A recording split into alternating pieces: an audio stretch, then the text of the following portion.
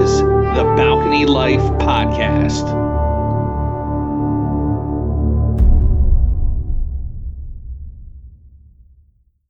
Yo, what's going on, everyone? Welcome to the fashion episode of the Balcony Life Podcast. Let's clap it up for the Balcony Life Podcast. Yay. I know it's been a little bit, but we're back for y'all. We're here to provide a public service because that's what we do. We are elected officials that perform public services for y'all. Yeah, you know. That's what we do. So, yeah, it's been a bit. Hope all is well in 2026. We got a big episode for y'all. This is the fashion episode. Oh, good Lord. Gigantic. This is enormous. This is a big one, y'all. This is a big one. Right. So, yeah, we're just going to get right into it. We're going to go right into the news. Not fashion. Not fashion. Oh, I guess we should introduce ourselves. We got the whole crew here. We got me, JP. We got Amanda. Hello. We got Matt. Hello.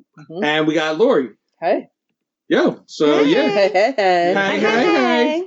Hey is for horses. That's right, y'all. So yeah, we're gonna talk about a bunch of things. But first, as we always do, we get into the news. We give you the best news that there is to hear. News of the weird is always what I do. Might not be fashion for this one, but it's only news because not everything is, normal. So Here we go. Bright idea. Former college design professor Don Glickman was 93 and dying when he and his daughter discussed how he wanted to be memorialized. So Leah Glickman said her father faced his fate head on. We never used words in our house like he passed, she said. We said he died. No one gets out of here alive. She and her dad came up with a clever idea. Send out postcards to family and friends announcing his death. On the front is a photo of Glickman and the text, "If you're reading this, I'm dead. And I really liked you." With a small sketch of him that had become his signature. On the back, Leah wrote, "After 94 years on this planet, my dad has departed. In a last act of design and Glickman ethos, he asked that this postcard be created, photo and text chosen by him. Glickman died on November 11th. Former student Jason Snape, 56, got a postcard. It made me laugh really hard because it was just so him," Snape said. "It's unusual, it's sweet, and it's straightforward." So yeah, so when you prepare for your death and you send out postcards saying, "Hey, if you got this, I died, but I really liked you, so here's my postcard." Wow. It's like Christmas cards, but like a lot more morbid. Wow. But it's kind of like bittersweet. It's like, this dude was like, "Hey, this is how I want to go out." And yeah. Could you imagine that? Like, if you really like this person, you know how they are, like their humor, whatever, and you get this postcard, and it's like, "Hey, but I liked you." I think that it would be a sweet way, and he knew what was coming, and he chose to do it, in a way that would make people feel more comfortable with his death. Yeah. So, and the people that knew him, that's probably like what he would do. You know what I mean? So they're probably like, "Oh, okay, like this is like him, to a T." So I don't know how I feel about that. Yeah, kind of like celebration of, here to celebrate my life. I liked you. I'm gone, but yeah.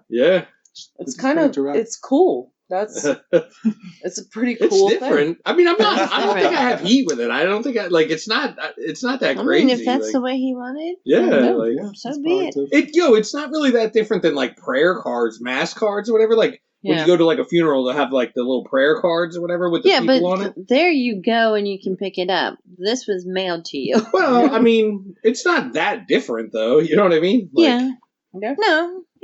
So I thought it was cute. I thought it was that's pretty good. It's a good stuff's idea. happening and right. I've never received one like that, but like I feel like he didn't like you. Anyone that's tapped like they're like he didn't get one.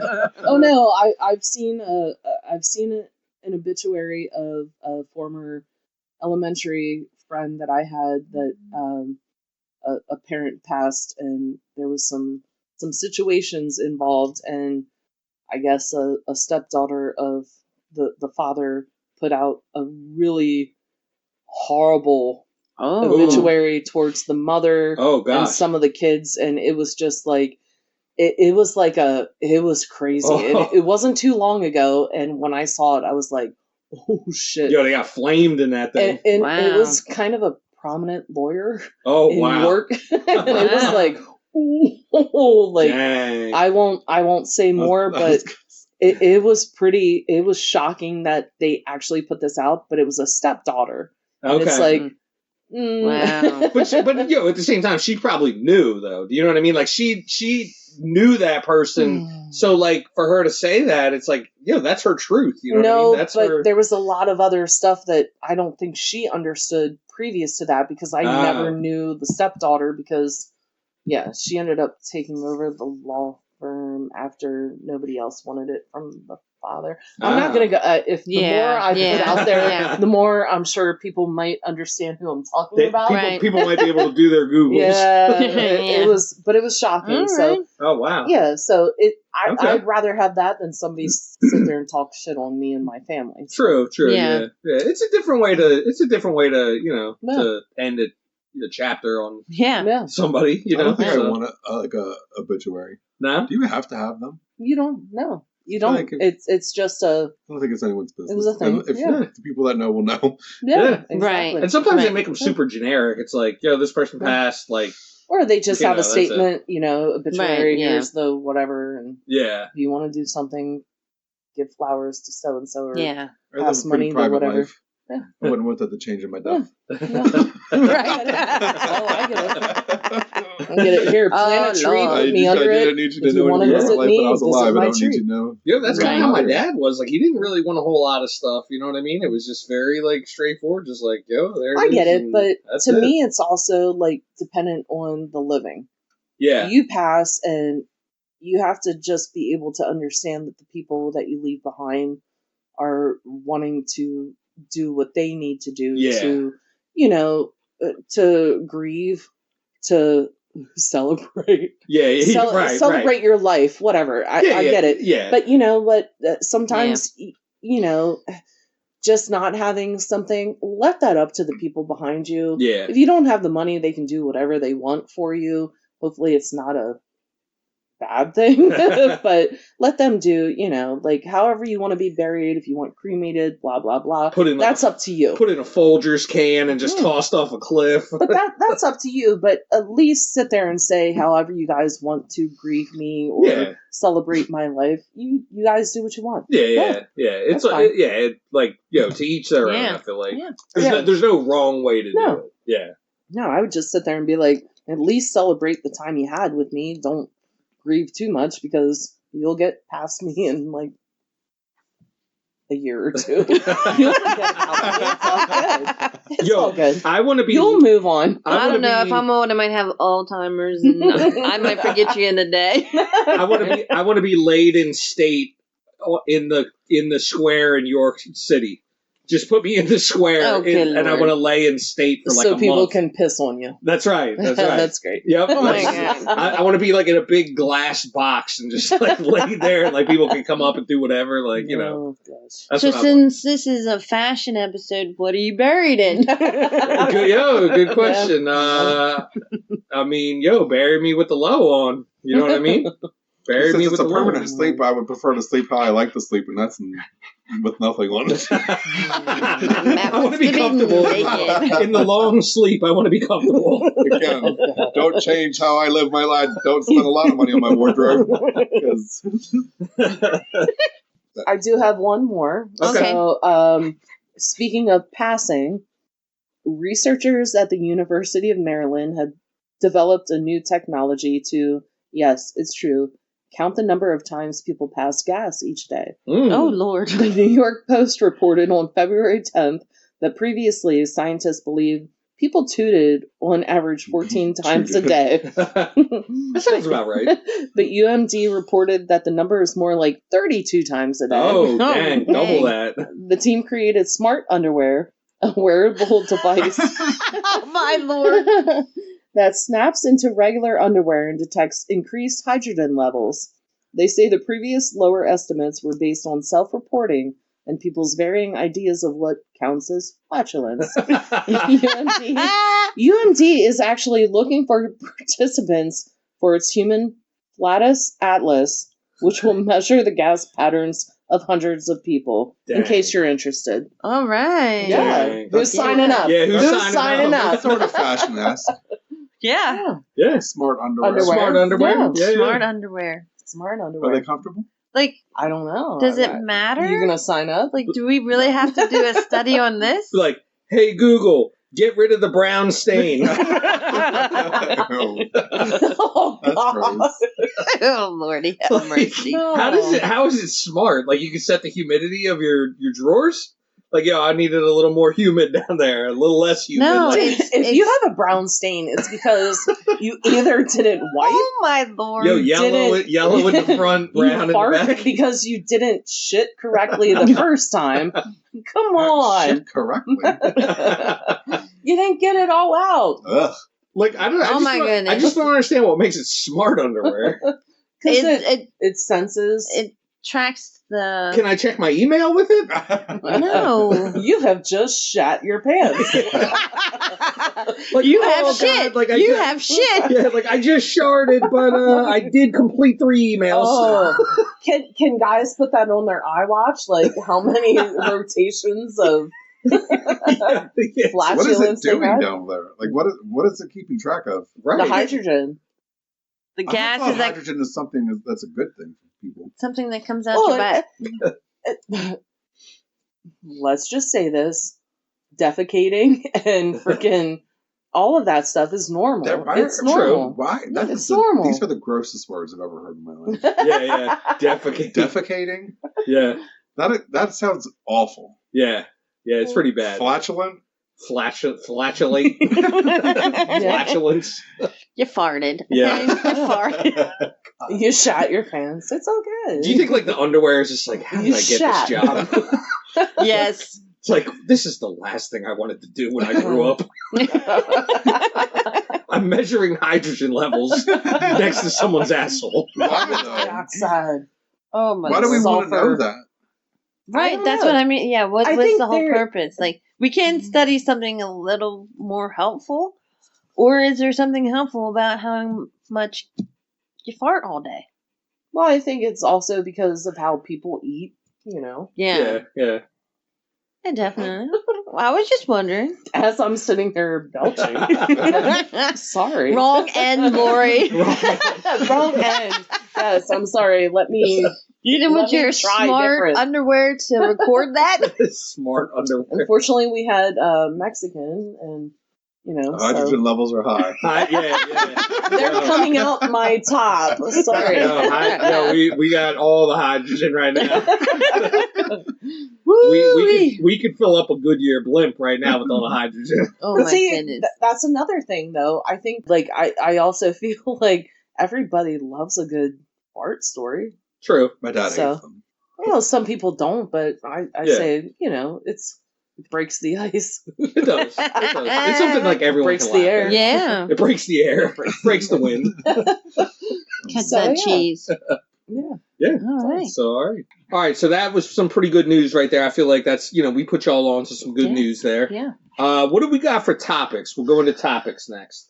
I would like to know, since we're talking about fashion, like, do you guys care if your clothes match when you're at home, or do you just want to be comfortable? Ah. Okay. All And can also, say- I want to know, do you walk around barefoot or with socks on, or Well, slippers? right now I'm wearing a Nike sweatshirt and I'm wearing Adidas shoes. oh, God I know, so but not matchy. I don't give a shit. Okay. I do prefer to match. Like, if I am lounging around, I do like my clothes to match. I'm the same way. Like, I feel like I like to match. Like, I like to have the whole like I thing don't go on. care. I just throw in jammy pants, sweatpants, and I just grab a sweatshirt. I don't care if it You matches. match or right not. now. What the hell are you talking about? I didn't say all the time. Your undershirt's green. Your hoodie's black. You have a black stripe in your plaid pants. Yeah, it's That's all because black I and have- green. outfit. It's because I have all Eagle stuff on. Yeah. It's depends. I mean, like, you know, There's sometimes I don't though. if I'm going out to shovel, if I'm doing like something, if I had to take the trash out, Yeah. I want to at least like not have purple, because I have purple pants and then I have blue t-shirts. Yeah, that's like weird. Okay. But I mean, sometimes I'm like, I don't give a fuck. I have gone out with the intent of buying, like, oh, I need some like sweatpants, like lounging around. Yeah. clothes. Yeah. And then be like, well, what top am I going to wear with these pants? Yeah, no. See, I like that though. Like, I used to not care. Like, I used to just be like, oh, whatever. I'll just like put on like whatever. But like, the older I get, the more I'm like, yo, like I want it to like, you know, go together. You know what I mean? Yeah, but nobody's gonna Because see what if me. someone I don't stops? care. That's Yeah. not true. What if someone stops by? Yeah. Then I make him answer the door. No, the worst is when people stop by and you're like, it's 10 o'clock in the morning. I don't have a bra on. Shit. It's like, oh, I might match, but yeah, that's the worst thing. I don't care if I match as long as I have the proper. Like everything on. I like Thing to on. just. I just like to be Smart comfortable. underbridges and a bra. Yes. Yeah. I just like to be comfortable. Yeah. Mhm. Like I said, unless I'm going outside, doing an errand around the house, like working on the deck or patio, you know, gardening, whatever, taking the trash out. Yeah. A lot of times I'll do it at night. So if I'm not matching, I'm like, Yeah. nobody's going to see me. And if they do, sorry. Yeah. Oh. There are times Yeah. like if I gotta run something out to the garbage real Yeah. quick, like I just don't care. I'll just like throw on whatever. Like it'd be like a striped top and polka dot pants. Yeah. Not that I have that, but you know what I'm You saying. do. Like, I think we're getting too old, like, for the fact of That's thinking, fine. oh my God, who's going to come over and see me? yeah, I That's need why I to don't have, care. like, matching. yeah. If I'm just doing I something, think I'm at an age, like a weird age, where it's like, what should I be wearing at my age? Right? Oh yeah, Right? Yeah. That sucks. yeah. Tell me 'cause about we, it. we can't do the young thing anymore. Yes, Like I can. Don't tell me. don't tell me I can't. Right? Summertime, like summertime is different, but wintertime, I'm like, screw that. Jeans, sweatshirt. Yep. Yeah. Same You know. here. I want to be comfy. I'm sorry. I don't even care if my socks match anymore. I'll wear Well, I don't freaking care about that either. green socks with a blue freaking sweatshirt. Whatever is comfortable. Yeah. Whatever. Do you wear slippers at home or walk I around have, barefoot? as I've gotten older, I have Yeah. gotten to like slippers. I do like barefoot. Like I like to be nothing on my feet. If I'm in Summertime- my own, like, Yeah, Summertime is definitely bare feet. I will go outside and walk in the grass bare feet. I do not like wearing anything when I walk in the grass. I like feeling earth. But wintertime, no. Yeah. Now it's like Too either cold for that. no slippers inside the house if I go outside, obviously slippers, but socks if I need to. But yeah, I like I barefoot. wear slippers. Yeah, I yeah. like feeling the But ground like I with said, my with feet. like you said, like before I used to not wear them, but now like as I'm getting older, I'm like I wear them to keep my feet warm, Yeah. I'll wear. and I don't want to step in cat puke. Yeah, that's true too. Yo, because that can happen. It's Oh. gross. It is very gross. Oddly Mm. enough, cat hairballs. This is the third conversation I've had today about that. That is crazy. So we'll probably cut that one short. I don't want to have that one again. Like, I Nope, don't all want good. to No. experience that again. All I'm saying is that's why I wear slippers around the house. I mean, not that it's here all the time or anything, but I just Yeah. don't want to take that chance. I like that too. I like wearing like house shoes, house slippers, whatever. Like The I old like. man I would shoes. rather. Yeah. I'm just not, as I say, I don't want to talk about it. I've just got an awful thought in my head. Have you ever stepped in one while wearing socks? Yeah. Yes! Yes. Versus Yeah. And it just sits Oh, in the God. socks. Yeah. And then it Yeah. creeps up between your Oh, toes. Oh, right. yeah. And Yeah. you just, you I gotta gotta- like yes. not put your Oh. foot down. Have to get that sock I off. take the sock off. I have to cut I my know. foot off. Then That's I'm like, gross. oh, I only have one It wasn't more. even like, puke. It was when Gabby actually was losing her bowels. Oh, So, God. yeah. yeah, the That's Talking about not like a cat diarrhea. hairball or something. Yeah, cat Diarrhea. hairball. That's Ugh. disgusting. The cat hairballs. Man, Ugh. Yeah. Yeah. Ugh. It's crazy. Yeah, but no, I need to walk like with something, some kind of slipper on or something. Yeah, Like I don't- it feels better. Like sometimes, like I'll walk around in my sneakers and stuff, but Well, that I don't. sometimes that gets old too, though. So I don't No, know. I take my shoes off as soon as I get home and put on my slippers. Yeah, I can't Yeah. wear shoes from work because we have chemicals. Oh yeah, yeah. Oh, yeah, you So- don't want to bring that into the Yeah, house. as soon as I walk through the door, they come off right at the front door That onto usually the. happens with me anyway. It used to just like be slipping out of my shoes, pulling off my socks, and walking barefoot. Oh yeah, yeah, But I have now kept slippers by the door. yeah. I also think it has to do with having children and not wanting to step on their toys. Oh.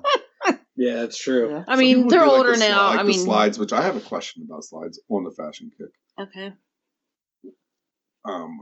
These monsters that wear socks with their slides, Oh yeah, like that. Why? that's weird. Mm. You mean like right now, like this, or when That's they're a like, slipper. yeah? Talking about, Oh, like, you're this- talking about like like, the like slides. Birkenstock type Yes. things Yeah. with Like the yeah, I don't plastic know. ones or whatever, like Yeah. the slides. Yeah, Does yeah, that yeah. become a thing? Oh yeah. Oh, I don't Yeah. know. I don't know who told anybody Although some that people they got should. some jacked up feet, so it probably is better that they cover them up. You know what I mean? Like it's Then it's, don't wear shoes but that it- expose your toes. Yeah, at the same time, that's right, exactly. Like, why are you doing this anyway? Like, you could just cover them Also, up. don't get in a hot tub and make your feet come up out of the water. Gross. Just that just tells you what their feet look like. Yeah, Not saying anything. I do to not any like people people. touching my a lot of people need to cover up their feet. yeah. No. Not me. Matt has I'll beautiful take feet. them out. I'll take them out right here and put them on your table. he's Matt's basically- gonna he's a foot start. model. He's a- He's gonna start an Only feet. Yeah. Only feet. OnlyFans. Feet. yeah, that's, Hey man, yo, only if feet. you, if you need to make a few extra dollars, Guys having ugly feet, that is a myth. My feet are beautiful. well, good. Yeah. I have another one. So this is about fashion, and the Olympics have been on. How do you feel about their outfits, the athletes' outfits, all their outfits, because they're all done by Ralph Lauren Polo. That's true. That is true. I love it. Well, at least the U.S. is. yeah. Yes. Right, Yes. right. United States athletes. Yeah. I love it. I think it's amazing. Like, I always look forward to it all the time. Like, I feel like, That's A the lot only of time you times- watch. yeah. I like the opening ceremony and the closing ceremony, and that's it. That's Yep. like all I like. So yeah, no, I love it. I love seeing like what they got on. Like they always like do a pretty good job. I feel like of putting it together.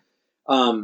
Because I feel like they cover everything. They get the coat, they get the like the upper part, the shirt or sweater or whatever they're wearing. Yeah. You know what I mean? The pants, like the belts, the hats, like everything. Like they like take care of every like aspect of it. I know. And like I always like to see that because I like to see how they put it together. So they make the opening and closing ceremony outfits, not what they're competing in. Not the Right. outfits that they compete in. No, just like when they walk in, if they're outside walking. Oh, they call it the village wear. the village wear, Okay. the closing ceremony. Yep. I'm not sure if when they get the medal, if they have something on polo or if it's just like their style, their whatever they normally wear. Yeah. True. Yeah. I mean, it could Like, be if like, it's I don't know. Nike or Adidas or something like that. Yeah, I think it depends on the sport too, because like whatever they're like competing in, like I think there's sometimes like they have to wear like a certain thing Well, yeah. based on whatever they're competing in. Like but, it's on the TV behind you. That man shouldn't be wearing that. right. Yeah, like it's like skin tight. Like yeah. Yeah. Yeah, some of the I mean, I outfits wouldn't are wanna wear not very I don't think the pleasing. world would want me to wear it on television. No. Yeah, No. but the opening and closing ceremonies are always awesome though, and it's awesome to see like everyone with the same thing on, like they're all together, they're all like it's almost like a uniform basically. You know what I mean? It's cool to see that. Yeah. I was talking more about their opening ceremony I didn't clothing, catch it not this year. not the actual outfits that they wear to compete. Though some of those ice skating figure girls and Oh, boys, yeah. like their outfits are really pretty. We saw that one the Something other about her fashion. Who's fashion? Is that hair a part of her costume? The figure skater that just won. Oh, Just Alyssa won. Liu? Mm-hmm. Is that her normal hair? No, it's down. Parts of it are dyed. Oh. Well, yeah, but it's her hair, right? There's Yeah, a whole it's her. story Is that how behind she it. Is that how she wears her hair? Yeah, it's a whole story behind it. You have to look for it. She sat there and said she did one layer, and then she sat there and said, "Well, it's growing out, so let me do another layer and another layer." And she's like, she's having fun. I love her. She's having fun. Yeah, so. she did. She did awesome. I was thankful for her to win that. Okay. She's not your. She doesn't look like your typical figure skater, though.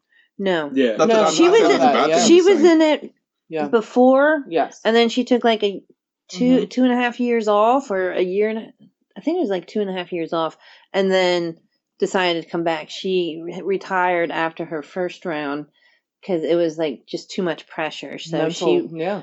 she went and she took care of herself, did what she had to do, And now she's coming back and she having just, fun. She's like, Yeah. she's just here because Breath she of wants fresh to. air. She just wants to Beautiful. show off her skills and things Yeah. like that. Like Doing what it's she not loves. right. It's not about winning a medal, though. She ended up Winning the gold. There you go. That's Yes. that's what happens. Like when you Like, when she was it's having like you're just fun. doing it for fun. She Yeah. was Yeah. fun. That was amazing to watch. It really was. Absolutely it was beautiful. amazing. It was beautiful. So, Yeah, I like that. Nice. I love but it. some of them have some really pretty outfits. That Yeah.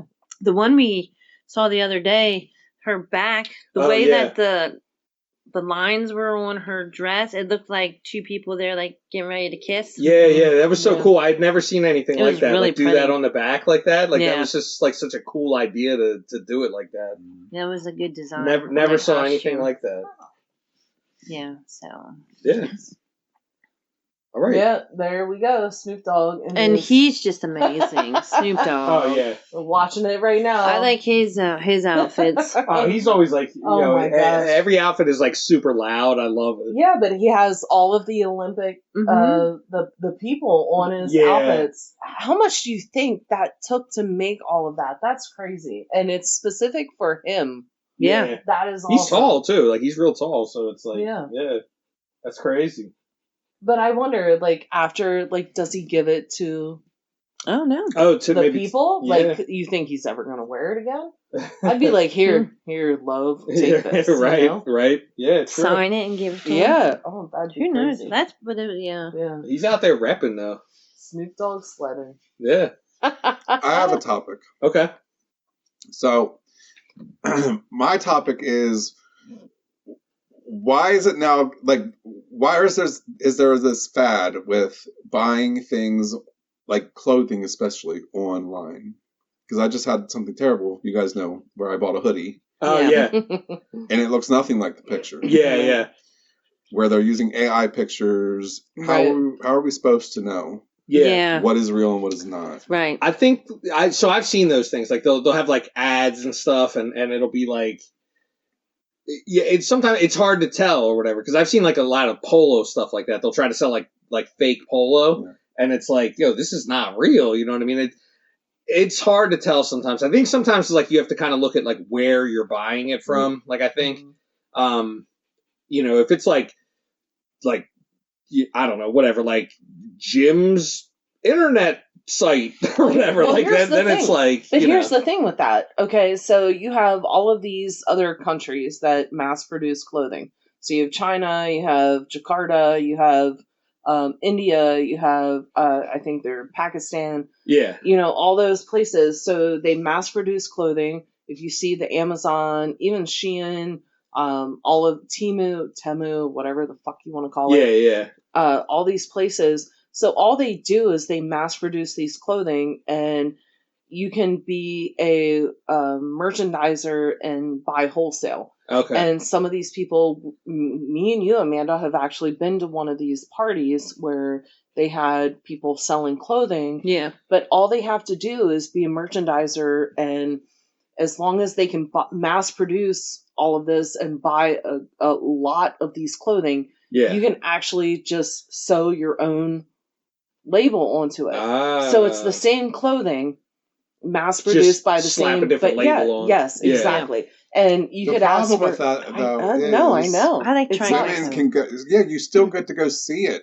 Yeah. That's just a Mhm. label. That's Yeah. why Like men in particular, where are we supposed to go to get clothing? I know. But see, this That's is That's how what how you like- say all the time. this too. is how Yeah. lazy people have gotten Yeah. because But it's like I loved going to the malls Yeah. because it was able to like. Try But things now on. you have Kohl's. Some Kohl's are closing up. Some of like the Bonton closed up. Macy's is starting to close up. Yep. All of these, all the department stores. Yeah. I didn't buy clothes from those places. Like the places that like were. Sorry, no, not to shit on Bonton, JCPenney's, and Sears and all them. But even the smaller, was not where I was going to buy my clothes because most of them, although I get most men don't care about what they wear about or what the shape of it is. Yeah. But I don't want to put on a t-shirt shaped like a box. I want my clothing to have some type of shape and structure. So where did you buy them from? Money. Well, I used to shop at the places that had clothing stores that were specifically like for men. Not department stores. I'm talking about for example, not necessarily this one, but like for example, like Express. I think had like Express for men. Yeah, but all these malls and stores to go to try clothing on are gone. So you can't. Yeah. Unfortunately, you can't unless you drive a ridiculous amount of. To King of Prussia, right, or down to Towson. I think it's crazy. Yeah, it is. And even like the so like I know like a big thing, and I used to do this too. Was like I don't even know what you call them, but like the Gabe's and Marshalls and Ross's, TJ Maxx, like the lower level where they send like the stuff after it's. Yeah. You know what I mean? Like you can still find good stuff there. But like it's when older, you go to those places, it's but the problem they don't even have like a whole that's big if you're a men's label section. chaser.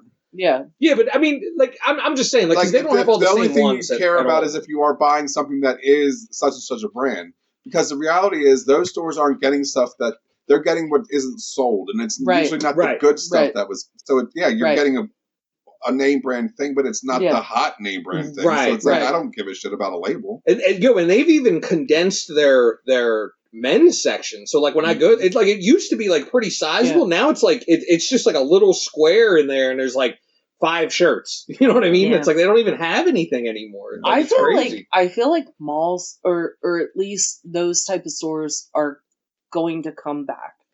Because I feel like they must have to. Eventually, people are gonna be like, "This doesn't work." Yeah, it doesn't. Right. Because I'm sorry. tired of like waiting. Like, not that we're waiting a ridiculous amount of time, but some places you are like you. I placed an order for that fucking hoodie. Yeah. And it didn't. It showed up for 2 weeks, and I was like, "This is not what I ordered." Yeah. And now I'm stuck with it because you have to pay to send it back. Yeah. They'll take it back. You got to pay to send it back. Yeah. I don't want to do all of that. You just got $50 from me. And I'm not getting anything out of it. Yeah. I got some piece of shit hoodie that you oversold online. Yeah. And it's like, I'm not, okay, now I'm just going to. Just use it as like a towel or something. You know what I mean? Like, even do that with it. And then you have Target, you have Kohl's, you have, Walmart. Yeah. They're all generic, whatever. And I get it. I'm not mad at that. Yeah, But there are certain times that it's like you're just throwing a sheath on yourself. Right.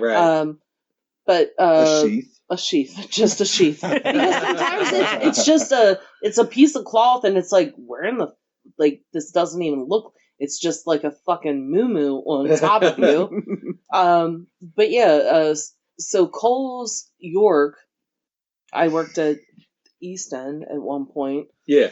West York, I go in, but I was told by a few people, do not go to York if you want Kohl's. You need to go to Lancaster, Harrisburg, because they have more of the name brands.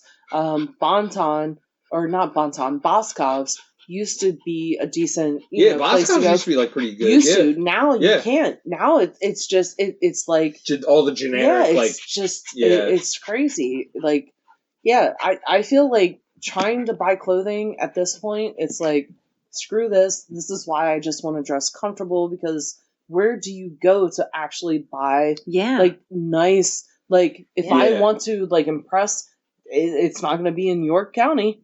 If you thought about the women's clothes, go look at the men's clothing in those stores. It's terrible. No, but the men's, it's literal dog shit. It's a fraction of what the women's is. Like Women's, I feel like, I mean, this is like, Go look at the Oh, men's hell section. no. No, Touch because it, feel it, it's gross. I've always felt that men have more options than women ever. Oh, do. no. Really? No.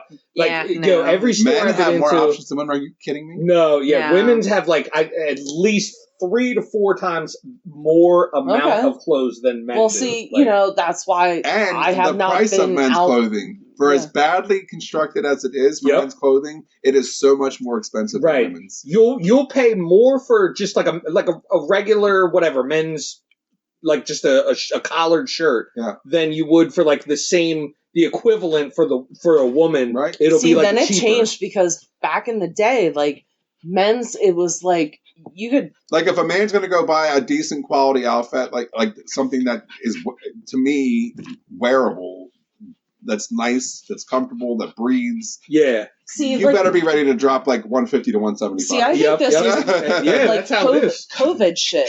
Like the price, I feel like, of men and women's clothing and the availability of it too is like different. You know what I mean? Like Yeah.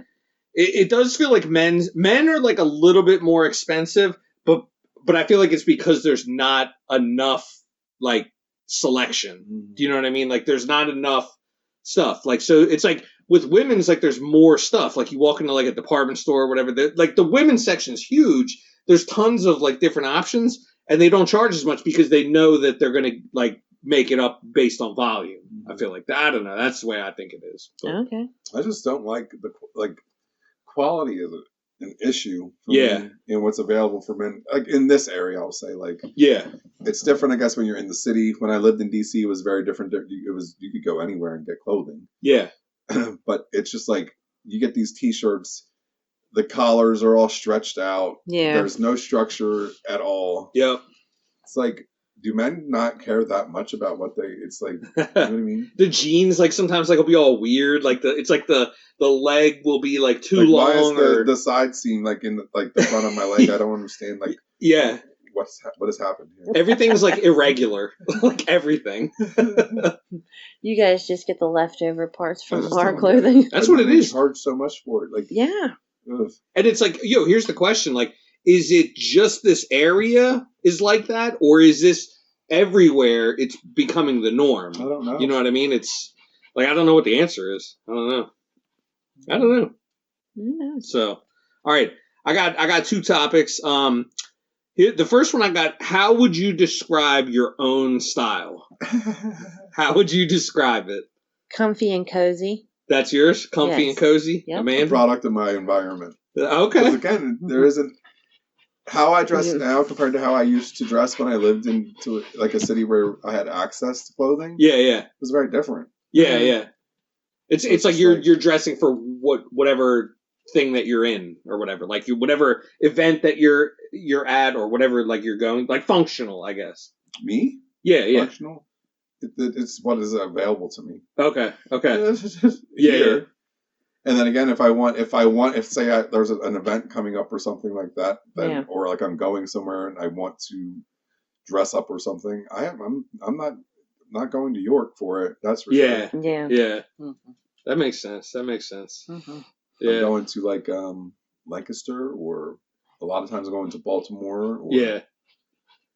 That's Bigger true. city. I mean, Mhm. we do that. We go out to the outlets. Yeah. It's sometimes when you go to a different area, you see different things. My last trip to the outlets, it was just like I just don't think quality is an issue. Yeah. My It's going problem is downhill. I just don't have any style. I don't know how to dress myself, so I just do comfy. Just comfy. I feel like I used to have like no style. Like I used to just wear like black shirt and jeans. You know what I mean? That was like me, like younger. Like I would do that, like just absolutely no style, like nothing. Mm-hmm. And then like I feel like it sort of evolved like from there. Like it's like then I got more comfortable with wearing different colors. You know what I mean? I used to not be like comfortable with like wearing like bright colors. And then I'm like, why? Like it doesn't make sense. You know what I mean? Like then I started and I'm like, oh, I kind of enjoy this. You know what I mean? I started getting like the striped like shirts and stuff, the button ups or whatever. I used to like get Yeah. into that, and it's like, yeah, I feel like it just evolved from there. So Right into polo. yeah, now I'm just like a lowhead. Remember when I used to like come back home from like living when I lived in DC, and I would come back home and I'm like, I'm overdressed everywhere. Oh You know what I yeah, mean? Like it was so bad. yeah. Then you feel like, oh, I guess people just don't dress nice here. That's a big part too. Yeah, I don't think there's a lot of people that like care like in this particular area. I mean, there are some people that do, but there's a lot of people that don't. You know what I Yeah. mean? Yeah, it was different when I was out in Westchester It's and different, then you know what I mean? came home. Yeah, and it Because depends. there too, was a like- time in my life, like I'm wearing a Nike hoodie right now, Yeah, and not saying that there's not anything wrong with it, yeah, but it's like it's a Nike hoodie. yeah, You know what I yeah, mean? yeah, It's like, yeah, I would like to be wearing something different, but where do I go to get it? yeah, yeah. It's like comfy though. I mean, we're like comfy for like doing a podcast and stuff too. You know what I mean? How would you describe your style, Lori? I work so much, so I don't care. Yeah, yeah, I do a lot of shit, so yeah. Wintertime, I'm perfectly fine with hoodies, just because I don't know what I'm doing at work. So, yeah, and then when I come home, I'm tired and I just want to be comfortable. So, yeah. Do you have true. to dress up for work? I used to, but now I don't because I go out into the shop and Yeah. Yeah. So I'm not just in the office anymore. I go out to the shop, Oh. measure parts. I have to pack up parts. I have to do a lot of shit. So yeah, it's like I'm not wearing good clothing at work if I Yeah. have to actually go out into the shop and get them dirty. Yeah. Because I've had good clothing back in the day that would get torn and worn. So I'm like, nope, I'm not Yeah. wearing I'm pretty uniforms. casual. So Yeah. yeah. It's like functional. You know what I mean? Yeah. Yeah. Yeah. All right. The other one that I got. What was your or is or was what is your favorite piece of clothing ever that you've ever owned? Like something that you're like, I loved this blank. You know what I mean? It could be anything at all. I'll answer that quickly. Jessica Simpson, back in the day, she used to have a very good shoe. She still does, but back in my 20s, it was like all of her pumps, all of the shoes, all of the dresses. I used to be able to wear them. They were all my favorite, and can't wear them anymore. But peace out, because that was my I would favorite. have to say that my favorite pair of my signature item is a nice pair of pumps. Just kidding. No. No, they were shoes. I used to have a pair of Michael Kors shoes that I loved. Oh yeah, like yeah, dress like- shoes or whatever. Like okay, nice. And it was like a DKNY hoodie, Mm. and it's like definitely one of my favorites. It was like I don't know. I like texture. I'm a designer, Right. So it's like, right. I like stuff that has texture. So it's like what I've been looking for, and why I was so disappointed in that fucking hoodie. I can't let it go. I was like, I used to have like a ribbed, like thermal hoodie type thing. Okay. Right? And that's how they described this thing. When I purchased it, it was not that, and I was just like, I'm so pissed off. Yeah. I feel So- like 90s fashion was like everything was on point back in the 90s. Yeah. Everybody was looking for the best, going out to places, going to the malls, trying to find everything. I used to, any type of money that I would have, if I had time to go to a mall, I would sit there and at least spend a decent amount on an outfit once, at least twice a Oh, I year. did it every week. Yeah. I was a shopper. Well, yeah. I was a shopper. Yeah. I tried. I had some decent outfits way back in the day, but yeah. And then you had other people that had more money than you, so they would always come out with, all the top shit. And finally, I was just like, you know what? I can't compete. I just want to be comfortable. Yeah. Yeah. Amanda? Yeah. Favorite? My favorite piece of clothing is my wedding dress. Oh, okay. Oh. You wearing that to work and stuff? Like, Yeah. Mm-hmm. like I just love this. Wedding. Is it really? That's your favorite one? Yeah. Okay, nice. Why not? It looked good. It did look Yes, good. it was beautiful. Yeah, it looked good. I'll give you all of my mileage money back. I want you to wear that to work. Yo, that'd be Yeah, awesome. right. That'd be awesome. Nope. That'd be lit. Nope. Yo, you go in like Nope. Monday morning, like, I'm ready. Oh my god. No. Like, Not happening. is there something going on that we don't know about? I'll wear like a tuxedo or something. Oh, Lordy, Lordy. Oh, I will say gosh. my bridesmaid's dress for that one was the best bridesmaid's dress I ever had for any wedding. I actually really do enjoy dressing up for stuff, though. Yeah. I do. Like, I just don't like it. my niece, so. my niece when she got married, that was so fun. Like to Yeah. get that. Mm. I like that too. I like I that like feeling. it. Yeah. Yo, so I think like I think I might have two like favorite things I've ever had ever, maybe three. One is like a more of an old school thing. Like I remember I used to have this Tommy Hilfiger sweatshirt or not a sweater, a sweatshirt that was like amazing. It was so good. This is like late '90s or whatever. It was huge. It had like a big logo on it. And I ended up leaving it at a bar the one time. I was so mad. Like, I just left it, and I was like, oh, my God. That thing was so awesome. I used to love that thing.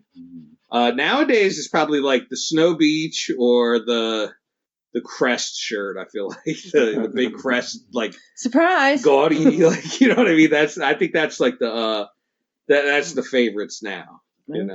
Okay. But, yeah, those are mine. So, yeah. All right. New music. Time. Who got new music? I know it's been a while, right? There may be some stuff like coming out now, or there, in the past like couple weeks or so. Like new music though. I got some joints. I have a big list. So why I got don't you a ton go of them. first and get them out of the way? Do you want me to go first? I can go first if you guys want. Go for it. I'll try to go through these pretty quickly because I definitely have a lot of them. There's a lot of stuff that's come out over the last couple weeks. I'll start with the singles, right? I have like the singles, new singles that are out, right? So SZA has a new song called "Save the Day." I think it's off that soundtrack that Hoppers or whatever. Hoppers, Yes. Yeah. Yes. It's like okay, it's a decent song. It's not her best, but it's like it's okay. It's all right. Tone Chop and Frost Gamble. They have a new song called "Play No Games" featuring DJ Eclipse. Banger. Napoleon the Legend has a new song called Addis Abba, ADDISABBA, featuring Vinnie Paz. That joint's pretty hard. Snoop Dogg has a new song called Slid Off. What? Yes. Oh, I didn't hear that. Yeah, that's pretty good. Snoop Dogg, like the guy's, he never stops working. He's out there at the Olympics. He's dropping new songs. Yeah. Like, it's crazy, right? RJ Payne has a new song called Bring It On featuring Crooked Eye and Kaniva from D12. Okay. T.I. has a new song called Let 'Em Know. Is it good? It's okay. It's pretty good. Who's it produced by? Pharrell, I think. It's produced by Pharrell. Wow. Pretty decent joint right there. Jay Worthy has a new song called Visions featuring Method Man from the almighty Wu-Tang. Right? Oh. That's a banger. And Method Man sounds good on it too. He sounds like fresh. All right. You know what I mean? Jay Worthy too. And then the last one I got for singles. New Nipsey Hussle. Really? Yes. What?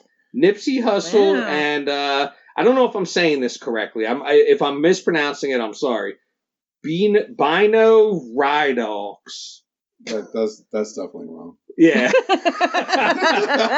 You're so confident. Good guess. Bino and then Rideaux.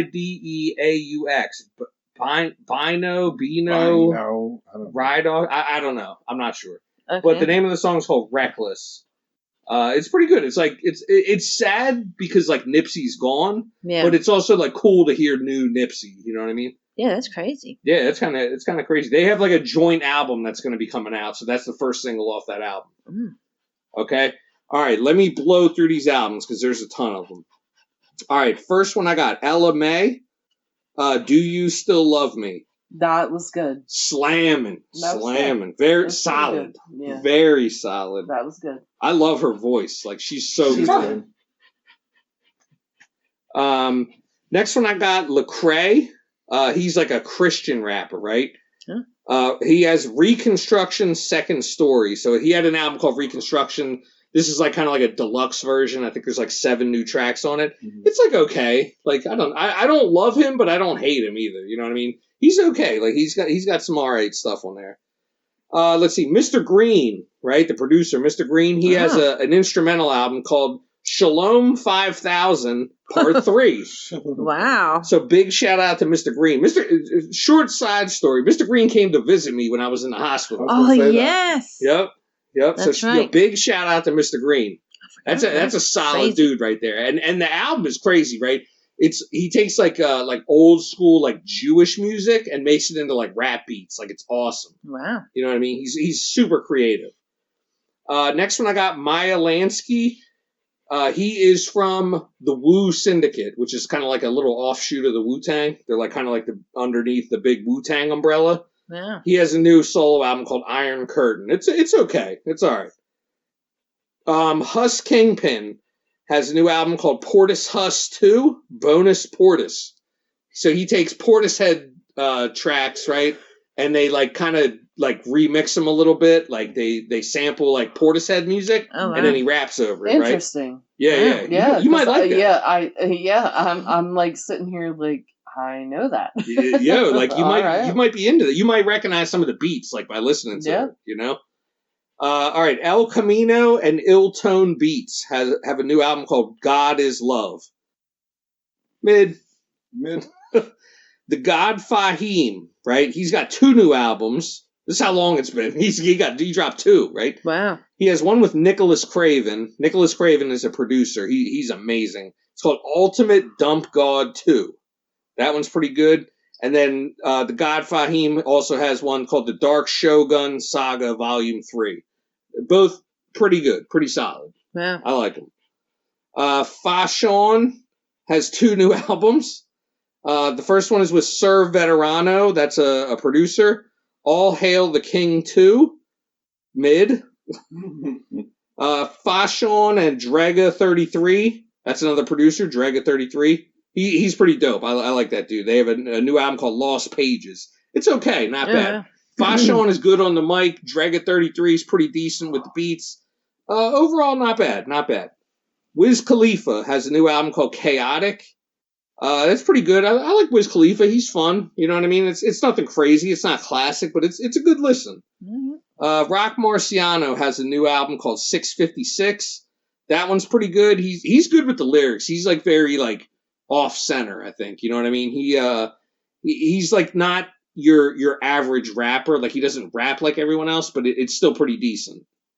Currency has a new album because he has one all the time. Everywhere You Look is the name of it. Currency, Everywhere You Look. If you like Currency, you're going to like that album. If you don't like Currency, then I don't know what to tell you. The next one, Horseshoe Gang. That's like Crooked Eyes brothers. They have a new project called Ghetto Art. That's pretty good. Like they are like they're spitters. Like so they have some like good lyrics. You know what I mean? Wordsworth and Stu Bangas have a new album called Chemistry. Slammin'. Wordsworth is awesome on the mic. Stu Bangas is like a really good producer, so that's a good one. OT The Real, that's an album I actually just listened to today. OT The Real from Philly, he has a new album called Show No Mercy. Slammin'. Like absolutely slammin'. It's really good. The bars are crazy. It was one of those albums where I wish it was longer because it was like it wasn't long enough. You know what I mean? So I always feel like you're doing a good job if you leave them wanting more. Crime Apple and Evidence have a new album. Evidence is a rapper, but he's also a producer, so he did all the beats on this album. Crime Apple, on the bars. Their album is called War Cash, right? And the cover is funny because they're at like a car wash, but they like reverse the letters. So it's like War Cash instead of car wash. Oh. I thought that was kind of clever. It's pretty good, though. He got some bars on there. Crime Apple. Game and DJ Drama have a second version, I guess, of that album that they put out. It was called Every Movie Needs a Trailer. This one's called The Credits. It's like a couple new songs on there. Okay. So that one's pretty good. All right. You do have a bunch. I got a bunch more. All right. Okay. The RZA has a new project. It's called Bobby Digital Presents the Juice Crew, right? So they went and got the old Juice Crew from back in the day, like Cool G Rap, Craig Wow. G, Roxanne Shante. All of them have it's like a new album out with all of them people. It's pretty solid. It sounds pretty good. I don't think it's as good as it could have been, but it's still pretty solid.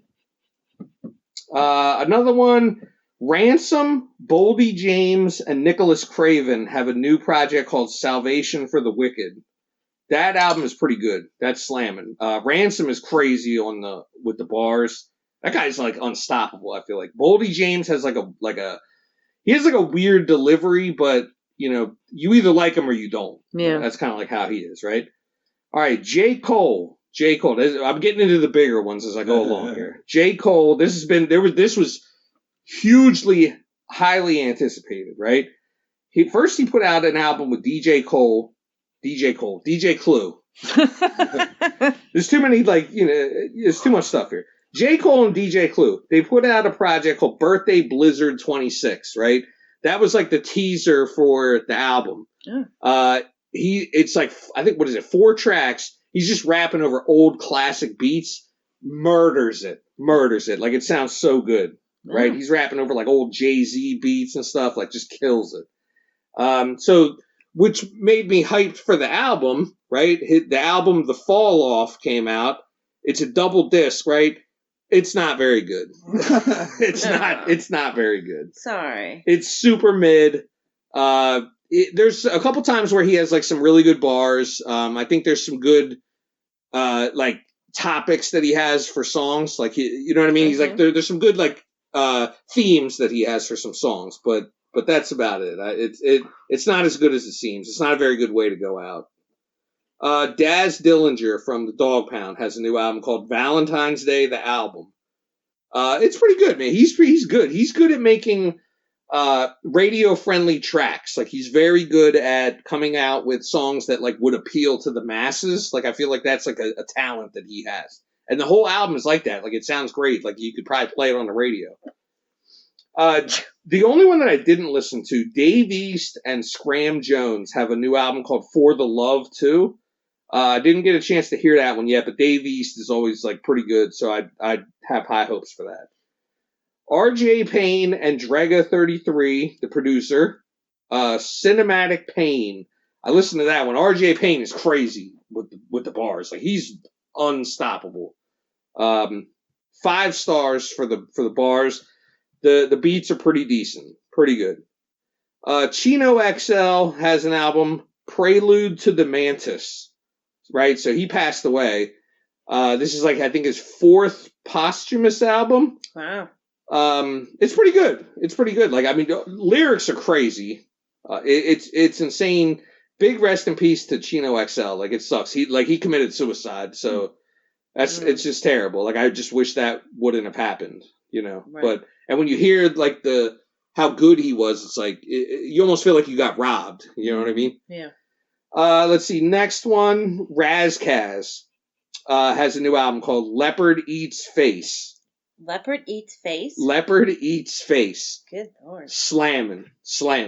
He is awesome with the lyrics. Just so much good stuff that's on there. You know what I mean? He's really solid. Always has been and continues to be that way. He's like the anti-rapper, I feel like. You know what I mean? He like goes against the mainstream. Okay. Super awesome. All right. I know it's long. This is the last one I got, and this is the best one out of all of them. Rome Streets and Imported Goods. Okay, Imported Goods, I guess, is the producers. Rome Streets on the mic. Their album is called Smuggled Narratives.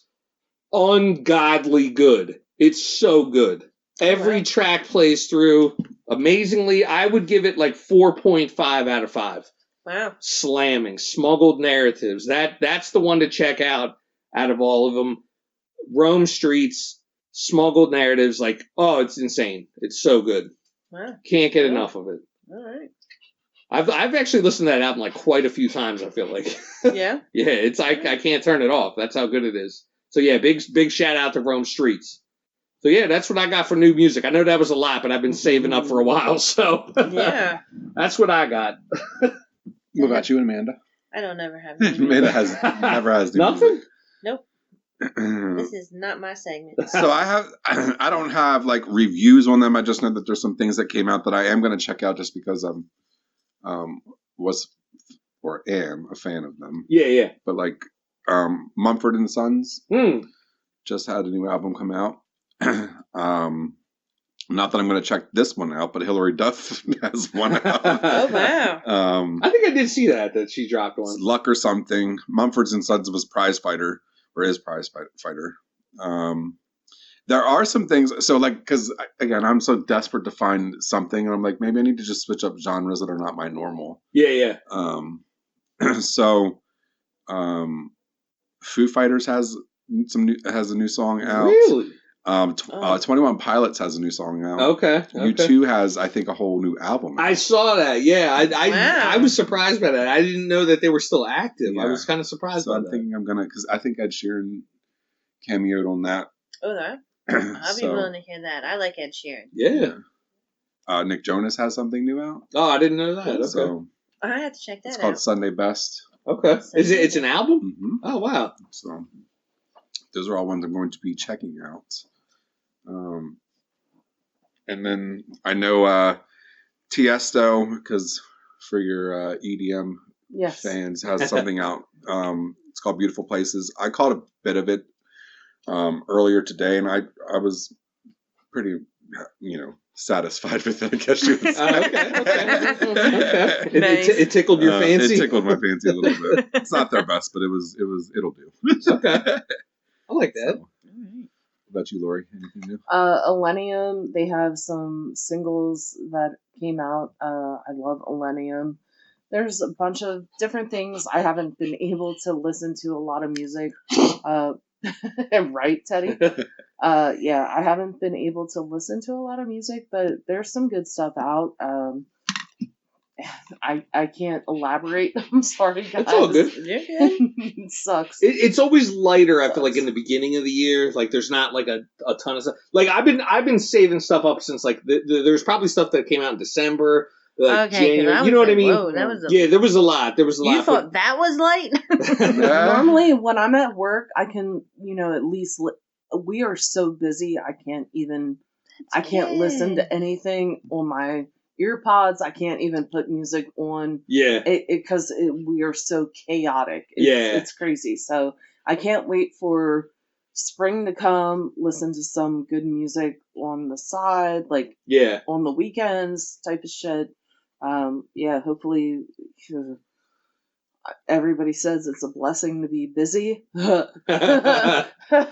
Debatable. Yeah, no. Yeah, when you get home and you want to go to sleep as soon as you get home, it's not. Yo, it's and not a blessing, next but- week is Bruno Mars. Bruno Mars' new album next week. Also, Yeah, but I feel like it's just going to be same old, to be I mean, honest. we'll see. on Instagram, Chris Brown is starting to get a little heated. He's starting to put out some stuff. So Chris Brown might have. He's saying Cooking up. Summer is going to be. So if he's starting to he's putting out some little shit right now. Okay. I think I think it's going to be like another 18, 20 song freaking album. I'm down with that. So Yeah. it's been a while, so. Yeah, it has been a while. I think That he's- excites me. Yeah, he's due up for one, so that'll be good. Sorry, no, he shouldn't have been at the Super Bowl. Hopefully at some point he can do something similar. But Hopefully. yeah. We need that, I feel like. Yeah, definitely. So, yeah. I don't know, but we'll see. We'll see. There's your new music, y'all. I don't know. All right, y'all. We're going to take y'all back, way back, with the Balcony Rewind. We're gonna rewind time way back and give y'all the joints that y'all forgot about, but we didn't. No, never. We know every song ever made, so yeah. Or we will find it. That's right. Yes. We will find it. Even Teddy's hyped about it. Yes.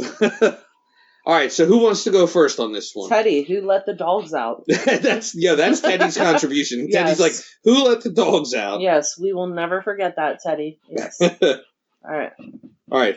Who wants to go first? I can go first. You got that? Okay. I do.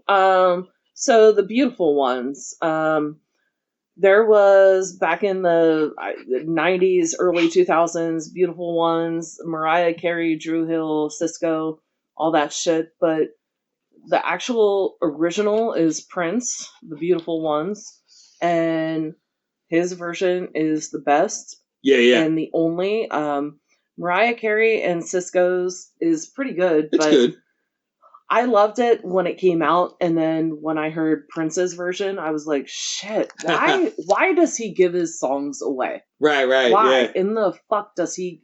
Yes, Because he had all that Prince talent. he's fucking amazing. Yeah. Still posthumous, like holy fuck. That's an amazing song. Yeah. It brings me back to that time.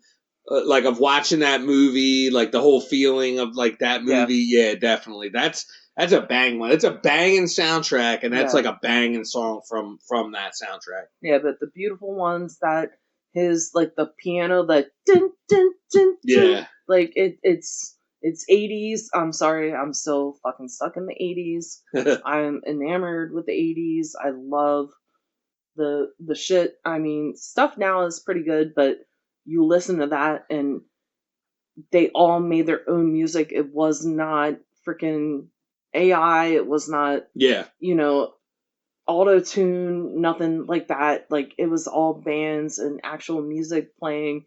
You can watch videos of Prince actually making this music, and I miss that shit. So, so. It was a vibe. I know like people like overuse that like term sometimes, but like that's what it was. Like like that whole era right there. Definitely. Yeah. That's a good pick right there. I like that.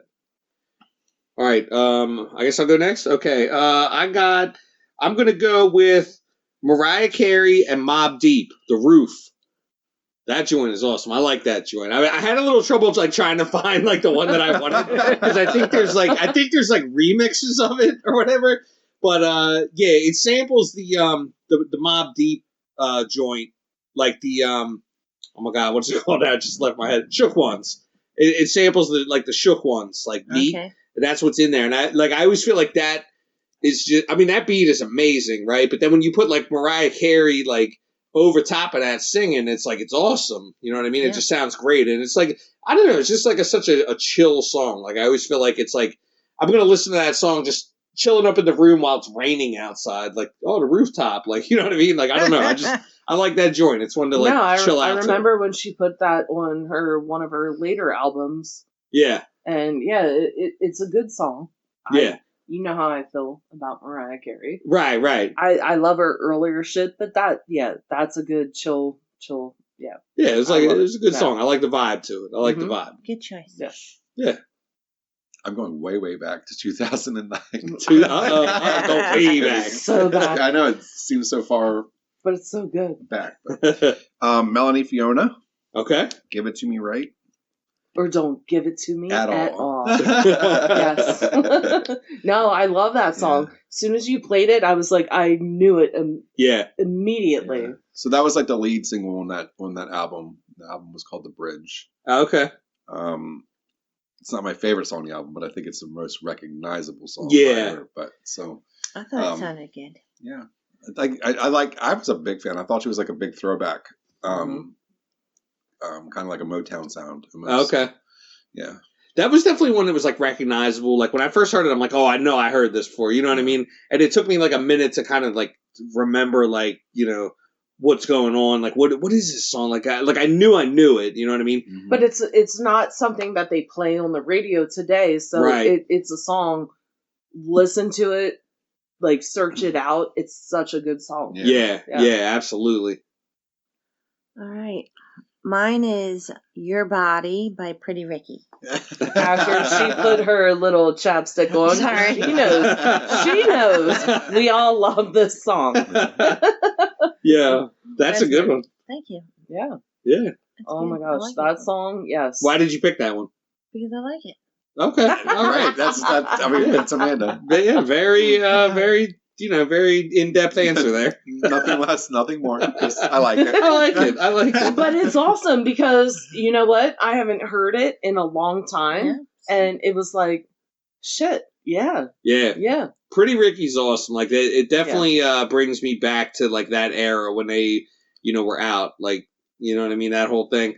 I like their first album was awesome, and that's like what that's off of. Like, oh, it was just awesome. It had such a summertime vibe to it, you know.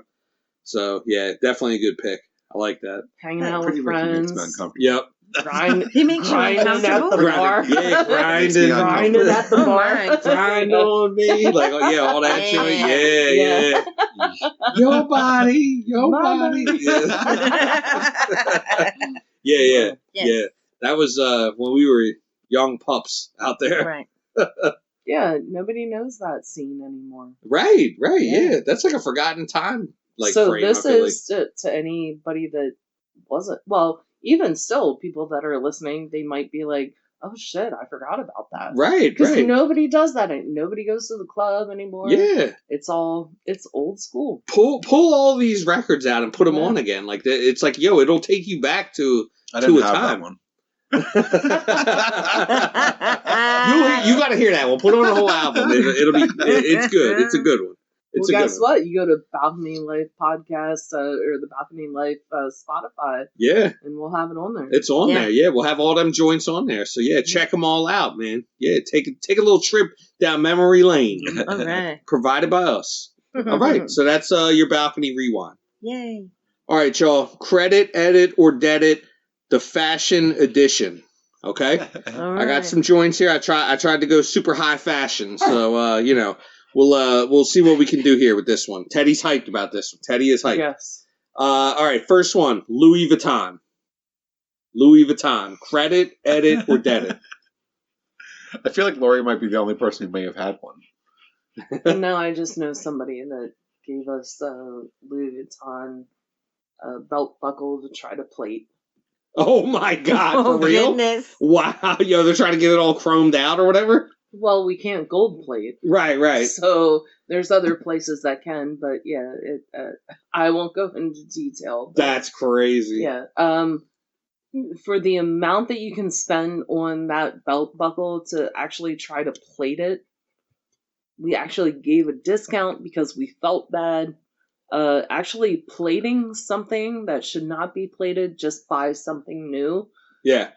Plating is so much more expensive. I mean, yeah, can you run this with some of your other stuff? Oh my God. Yeah. That's crazy.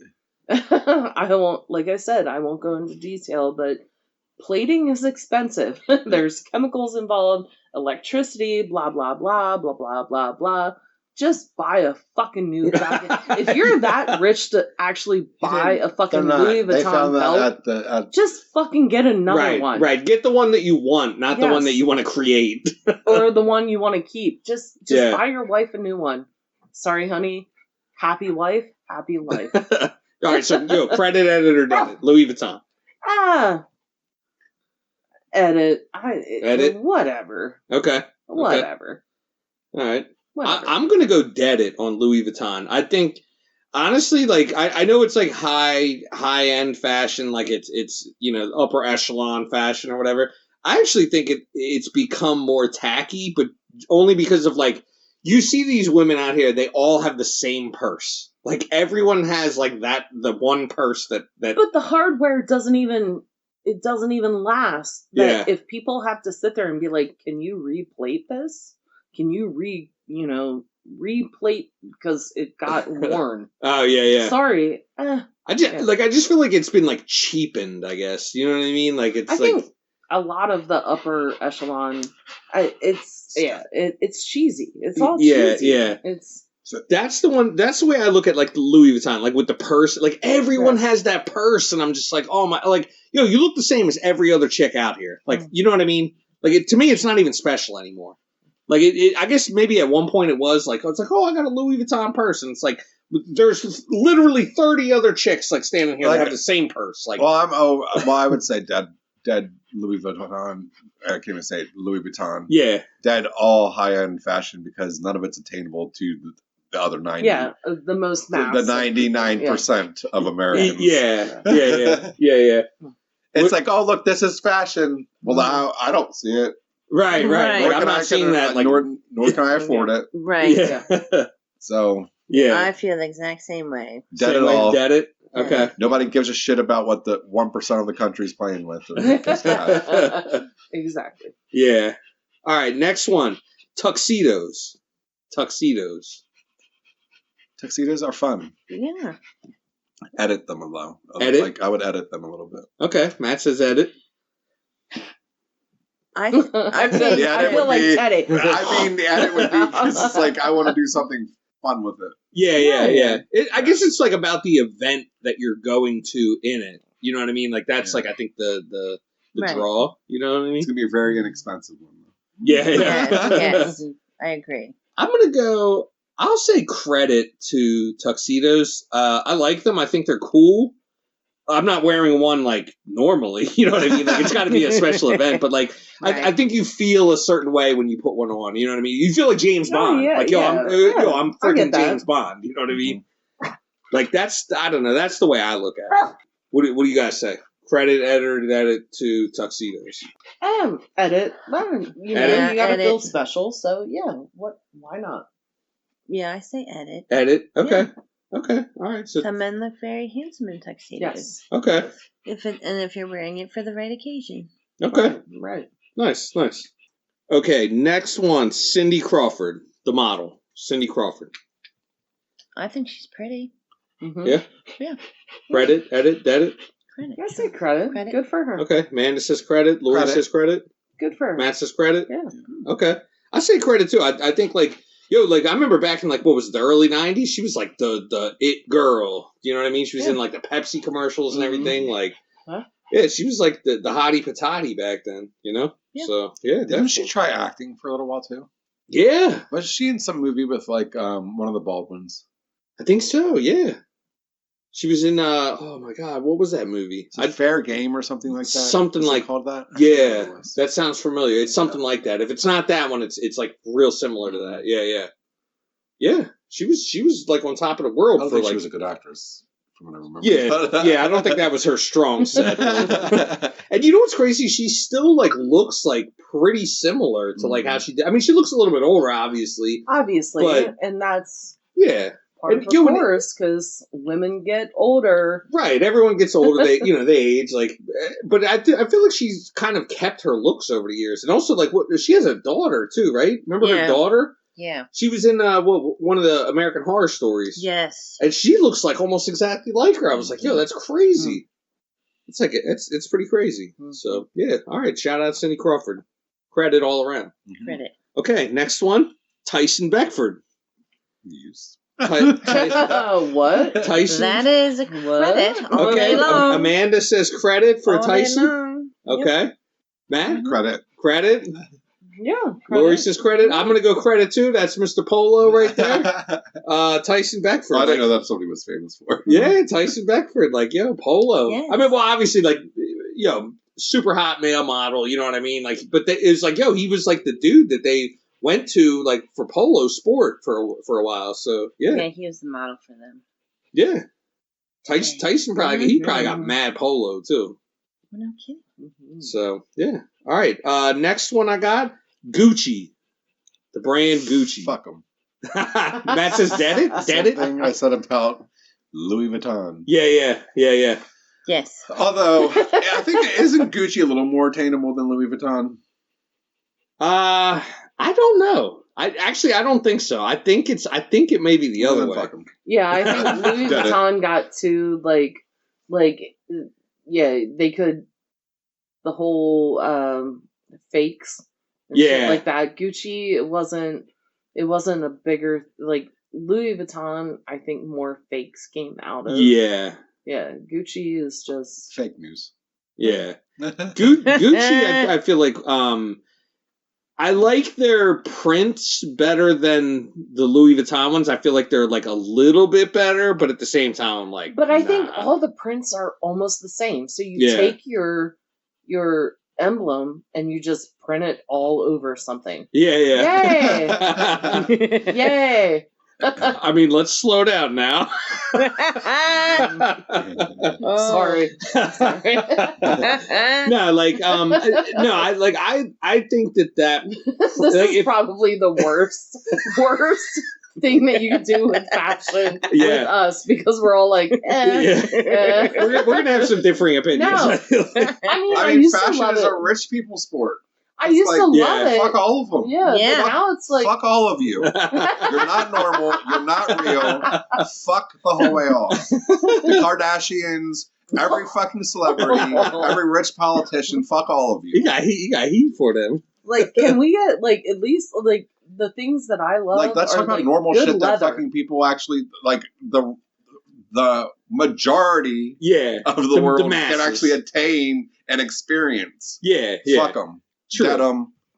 Move on. So I say deaded. Matt says deaded. Laura, you said deaded as well. Dead it. Gucci. I said Okay. I'll say dead it for her. No, whatever. fuck it. Lori says dead it. Thank you. And Me as well. Me and as Amanda well. says deaded as well. So that's deaded all around for Gucci. Yeah. Okay. Your name ain't that important. Calm down, Louis Vuitton. Louis. Louis. Vuitton. Louis. Fuck the whole way The off. one thing that like kind of made me like a Louis little bit Vuitton. like it was a little weird with Gucci was seeing It's stupid. what was Travis Kelce wearing the Gucci thing with Taylor Swift. with Taylor Swift. I was like, what? Like, yeah, that's kind of weird, Fuck man. 'em. Like, so all right. Next one I got fedoras. Those are Oh, not for Fedoras. me, but they're cool. All right. Affordable ones. Credit. So Matt, credit fedoras. Sure, if you're able to wear them. I don't look good in a hat. Okay. Okay. my dad has two of them. He got them from over in Europe. Fedora is like a Yeah, it's the smaller cowboy hat. That's true. That is kind of true. That is kind of true. Right? yeah. I think when I hear fedora, I'm like gangster. You know what I mean? 1930s gangster. Like Guido, like old time Guido. Right. Old time Italian. Like, yeah, that's what I think of fedoras. I say credit. I would never wear one because I don't think I could pull it off, but I do think they're cool when you can pull it off. You know what I mean? I don't think everyone can pull it off, but I do think they're Oh cool. no, never mind. The when they fedora, can be pulled off. it is the but there is the actual fedora that is more like the herringbone Yeah. fedora. No, my dad has a few like the ones that come down, the European ones. Mm. No, they're good. Not the little, So you say credit? not the American little tiny like Yeah. Yeah, but the fedora, they have the Yeah, they got the brim on it, like the all around, like it depends, like because like I just looked. like if you look up like if you look up like them old mobsters, you know That's what I mean? not a fedora. Yeah. It's like what Matt said. It's a small cowboy hat. That's kind of what it looks like. You know what I mean? It's not like the 10-gallon hat's like the huge like thing. You know what I mean? If you shorten that thing up and you know like make it a little bit So smaller. more streamlined. Yeah, more streamlined. It's meant for people with small heads. Yeah.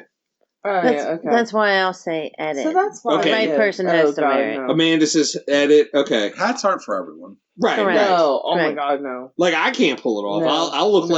like a No. dumb statue. Like, Oh, you know what? Who actually did a really good fedora at work? okay. Art, who passed away.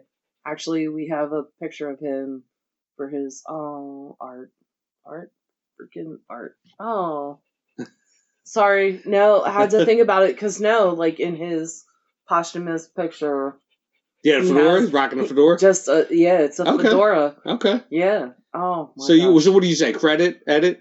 I'm Credit? gonna say edit. Edit? Okay. All right. No, if you can rock it, fucking rock it. Yeah, yeah. Most people can't, but yeah, Yeah, a yeah. good crisp. Yeah. I think it takes the right person to be able to rock it right, but Wait, yeah. what's I think when you can rock it right, it looks awesome. What's that Jadena song? Jadena. Jadena, Classic Man. Classic Man. Yeah, yeah. Yeah. That's okay. That's like when you wear that yes, hat. the yeah, fedora. yeah. Yes, I'm a classic. I'm man. a classic man. Yeah. I like that. So yeah. yeah, you were a classic man, and he could rock that shit. You can rap You have a that. picture. I think we're gonna put his picture up Okay. in our work just because he was a classic man. He was like our Snoop of fucking work. He was just so like we still think about him every day since he passed. He had this like ethera, like appeal. Like he was just he was classic. So, Okay. Yeah. Nice. No, yeah. Awesome. But so you know what? I'm gonna fucking say credit because credit, if you okay. can fucking rock it, do it. Yeah.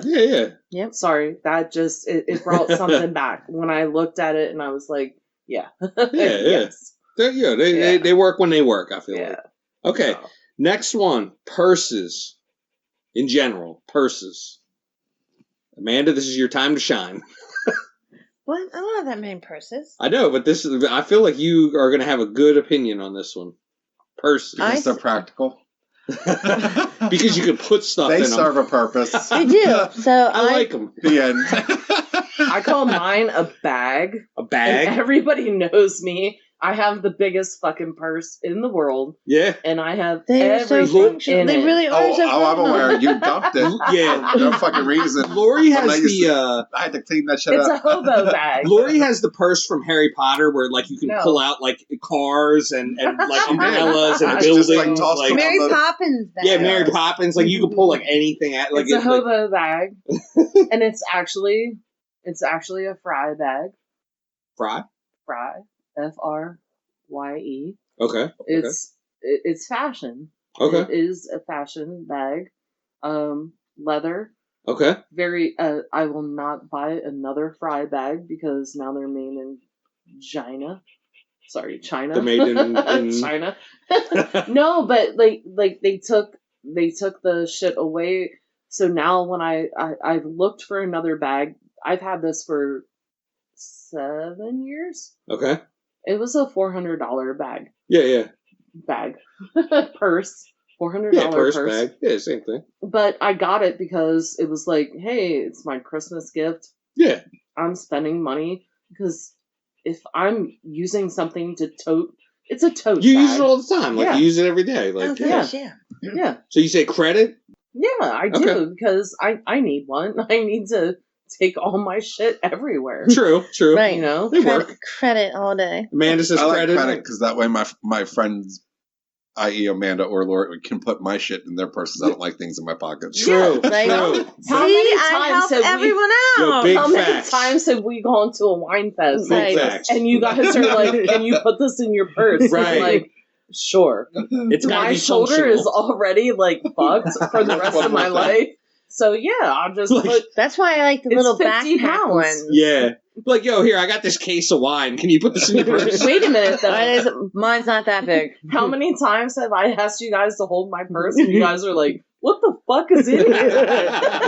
Like, yo, she's carrying around You gold make bricks it- in here. That is It's a heavy. bowling ball in It's heavy. there. Sometimes it gets up to 20. I'll do credit too. I feel like there's a whole like culture around purses. You know what I mean? Like there's like levels to it. You know what I mean? Like, Oh, when it I gets like into all like, that. oh, I need a little tiny purse to like yeah, just hang on to while I walk around. No. yeah. I mean, I ain't buying it, but I'm like, I like the culture for the people that are into it. I guess. I have a reason. It's a reason. I Yeah, have It's- half of it's- my life in there. it's functional. It is Do you functional. use everything in that bag? A lot of times. No. Pulls out the 10, Like in a sets week's it up. time or like a day's time? A week. That's Yeah. what I'm saying. Oh no, I can clean that out and then like 2 days later I'm like, oh my god, why did I take everything out? Because I need it. Lori Yeah. puts her car in her purse. I do. Pushes I a do. button and her car Yeah, folds up. It folds up and goes in there. Yeah, she got like a 10-person tent My in house there. is in there as well. Yeah, her house is in there. My closet is in there. My bathroom is in there. It is the Mary Poppins Yes. purse. Like, I told you. yeah, Yes. I like that. Yes. All right, next one, Nike, the company Nike. Love it. Lori's sporting it right now. I mean, that's Love it. fashion in York County, Pennsylvania. yeah, Nike. I'm is- pretty sure- It is. Is yours Yes. and his and mine? All three of us are wearing it right now. don't have Nike on at the moment. Sorry. That's why I said 3 of us. Right. I like Nike though. Nike's cool. And I don't think people realize like how big they became. They were a small company to begin with, and then Michael Jordan like saved them basically. Yeah. You know what I mean? Right. And then now look at all the stuff they do. I mean, they make clothing. They make like uniforms for sports and stuff. Like, it's insane. Like all the stuff they're into, and the shoe alone is like. Didn't insane. his mother have something to do with him making money on those shoes, though? I think so. I think she was. We watched that movie, like that documentary on like the shoe, basically like the shoe, and then him signing with Nike and stuff. And she was like, "Yo, like you need to go with a place that's gonna take care of you." You know what I mean? And they did. Like, there's always like talk around how they probably could have did more for him. You know what I mean? Like he obviously he got a huge chunk of the Jordans or whatever, right, at Nike, but like they probably could have gave him more, but whatever, he's doing fine. You know what I mean? Like so, yeah. That sounds like rich people problems. Right. It's like things that I'll have never have to deal with. Right. Well, at least we don't sit there and buy sneakers on sneaker day. Yeah. There's a sneaker But day. That's true. Some people do. Yeah. What day is that? That's all Sneaker day? great. But If What you day is that? if you think about it, there's people have yeah. gotten murdered over the shoes. Yes. Murdered. Yes. Like that's crazy When they you drop- think about it. when they drop new Jordans or Yep. Nikes, Oh. it's like fucking crazy. Yeah, they'll come out with like Oh yeah. When a new shoe comes limited out. editions, Yeah. new joints, like the new Jordans and stuff. Yeah, Yeah, it's a yeah. whole thing. They even have custom ones. Like the people will make custom Jordans, right? And then Nike like will have problems with that because it's like, yo, you're biting off our brand. Like Mhm. it's a whole thing. Like Yeah. it's a whole thing. But like I always feel like that's when you know you made it. You know what I mean? Nike Yeah. as a brand, that's That's when fine. you made it. Like you I buy it at Kohl's. I buy it online. Yeah. I just buy the normal shit, but I'm fine with it. Mhm. I also am, like I said earlier, I am wearing Adidas shoes with a Nike freaking sweatshirt. Yeah. Go Birds! Yeah. Go Birds! Yeah. Go It's Birds. a freaking It's become a staple, like Nike. I feel like it's become a staple. Yeah. So yeah. Also, Adidas now is going to be Penn State's Ah, instead of Nike. Adidas. Adidas. Okay. Adidas. Adidas. Oh, sorry. Never mind. Yeah. Not corn. Oh, I know that. I know that one. All right, next one I got scarves. The I used to accessory. love. You guys know that I used to wear scarves all the time. Yeah. All the time. I don't wear them anymore. Because of It's too hot. yeah, it's too hot. Yeah, it'd be hot out there. Yeah. They get stolen. Things get put into them. Now. Yo, I like scarves. the idea of a scarf. Yeah. No. If it's too cold, I still will. I mean, If I go play I out in the think- snow. I think, again, it's not something for me. And if I wear a scarf, I'm going to look like an uncircumcised penis. I'm bald-headed. It's just going to look funny. Because the idea is like to wrap your, Right. you know what I mean? Right. Yeah. It's just going to look strange. But for a girl, like, you can actually make it look nice with your clothing. And I did that. But now, if I do wear a scarf, it's so I can sit there and wrap it around my whole head and freaking go out to shovel. Or just, try to beat the I do like wind. the idea of a scarf, though. No, scarves are It's great. probably a little bit much for York County. Yeah. For men Infinity to wear a scarves scarf. are amazing. Yeah. 'cause you Oh can- yeah, that's you the can do- circular yeah, one. Yeah. Yeah. Those are nice. Yeah, Okay. they're nice. I'll say credit to Straight scarves. motherfucker. Like I don't know, when you have your outfit, right? It's just like an added bonus that you can put on if you can match it all. A You know what I mean? scarf? Oh, yeah, yeah. like a nice scarf. Accessory. Yeah, it's a beautiful accessory. Yeah, I just think it's adding extra icing on top of the cake. I agree. That's how I look at Yeah. it.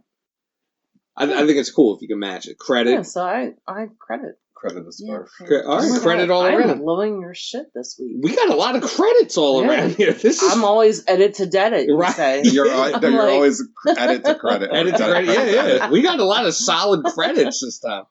All right, we got one more. Uh-oh. Okay, last one. I don't know if you all ready for this. You ready? Oh, Y'all God. ready for this? Ralph Lauren. Fuck him. Blasphemy. Fuck him. Oh man. You say dead it? Max is dead it?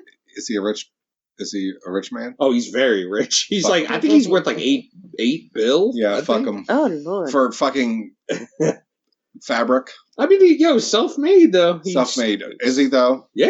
Yes. He is not self-made. He is. He He started. went Thai out company. and busted his ass, and that's what made him a billionaire. He started out as a Thai company, which he sold ties. Got you. But how he became a billionaire? Yeah, He's a self-made billionaire. He he has no one expanded working from for there. him. Okay, He's out there running shops and factories. I mean, there's a lot of Please time in between. Spare me that self-made billionaire bullshit. He started it by himself. No man. billionaire is self-made. He started it by himself. No billionaire He is made self-made. ties and he sold them to department No stores. billionaire is self-made. Fuck them all. Fuck you. Fuck you. Yo, Matt got heat with Mr. Ross. They're not relatable. Sorry. All right, that's fine. All right. Anyone else care to? I can't tell you. I've been alive for 41 years, and I can't tell you I've ever been in the presence of a billionaire. I don't relate to you. Go fuck yourself. I live in reality. I live in reality. I feel you. I don't. Not one of you do I relate to, nor do you relate to me. Go fuck yourself. Yes. I heard this is Amen. supposed to be the biggest podcast ever. I'm not mad at that. I'm not mad at that at all. Fuck you and your fucking billionaire fucking high horse. Go fuck yourself. Yes. Okay. I say edit because You say edit to I say Ralph Lauren? edit. Okay. I do like some of their stuff. Okay. I only get it when it's like on sale, like big time, Right. because it's too expensive. Self-made billionaire. All right. I'm gonna say edit. I ain't got no time for fucking fashion. Sorry, like let me get something that I can go to work with. When and if I ever have to go to a ball, gowns, red carpet, any of that shit. Okay, but yeah, none of us real people are Can afford that shit. And yeah, it was nice back when I was a kid and I was charging shit on my credit cards because I thought that was the cool way to do it. But no, like I'm just trying to earn a living. What are you talking about? He purchased that himself. He bought it from himself. He's self-made. He's a self-made billionaire. You didn't buy that. He used your card and bought it for himself. What the fuck? All right, What does that even fucking mean? So I'm gonna go. I'll say. I'm just gonna erase You this didn't from the work hard to spend podcast. that money. He's self-made, asshole. What the fuck are you talking I'll about? say mine. I'm gonna go credit. What a surprise! Yeah, very surprising. I'll go credit. I don't know. I feel like I love the brand. I think it's amazing. I love like the styles that they put out, the colors that they put out, the logos that they put out, because there's so much variety, and you can also like match different things with like you can take like a pair of pants, a shirt. It matches with different things. Like you can kind of coordinate things differently based on how you like it. You know what I mean? Yeah. I also love the culture. Like I love the culture around it. Like I feel like I've been introduced to the culture.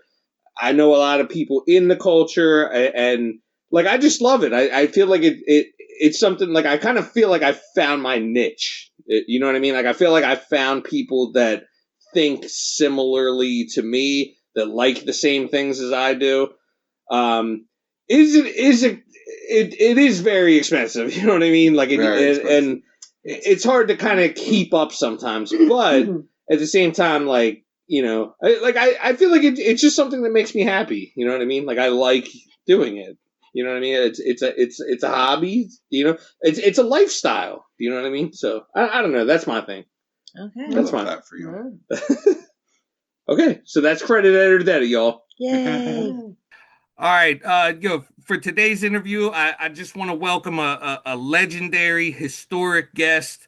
I don't even think those words, are really indicative of this type of person right here. This person has done it all. An MC, a producer, an actor, a writer, graph artist, everything, b-boy. You've done it all, man. I want to welcome to the show Thirstin Howl the third, the low life. Yeah, yeah. Thank you for having me, man. Thank you for having me. I appreciate your time so much, man, and I respect you so much. Thank you so much for your time and taking time to do this. I really appreciate it. All right, my pleasure, man. My pleasure. All right, so I'm just gonna jump right into it. With your background and stuff, and being born in Far Rockaway, coming up in Brownsville, and even moving down to Miami. How have these places molded you into the person that you are today? All these places are different type of environments, man. So it gave me versatility Okay.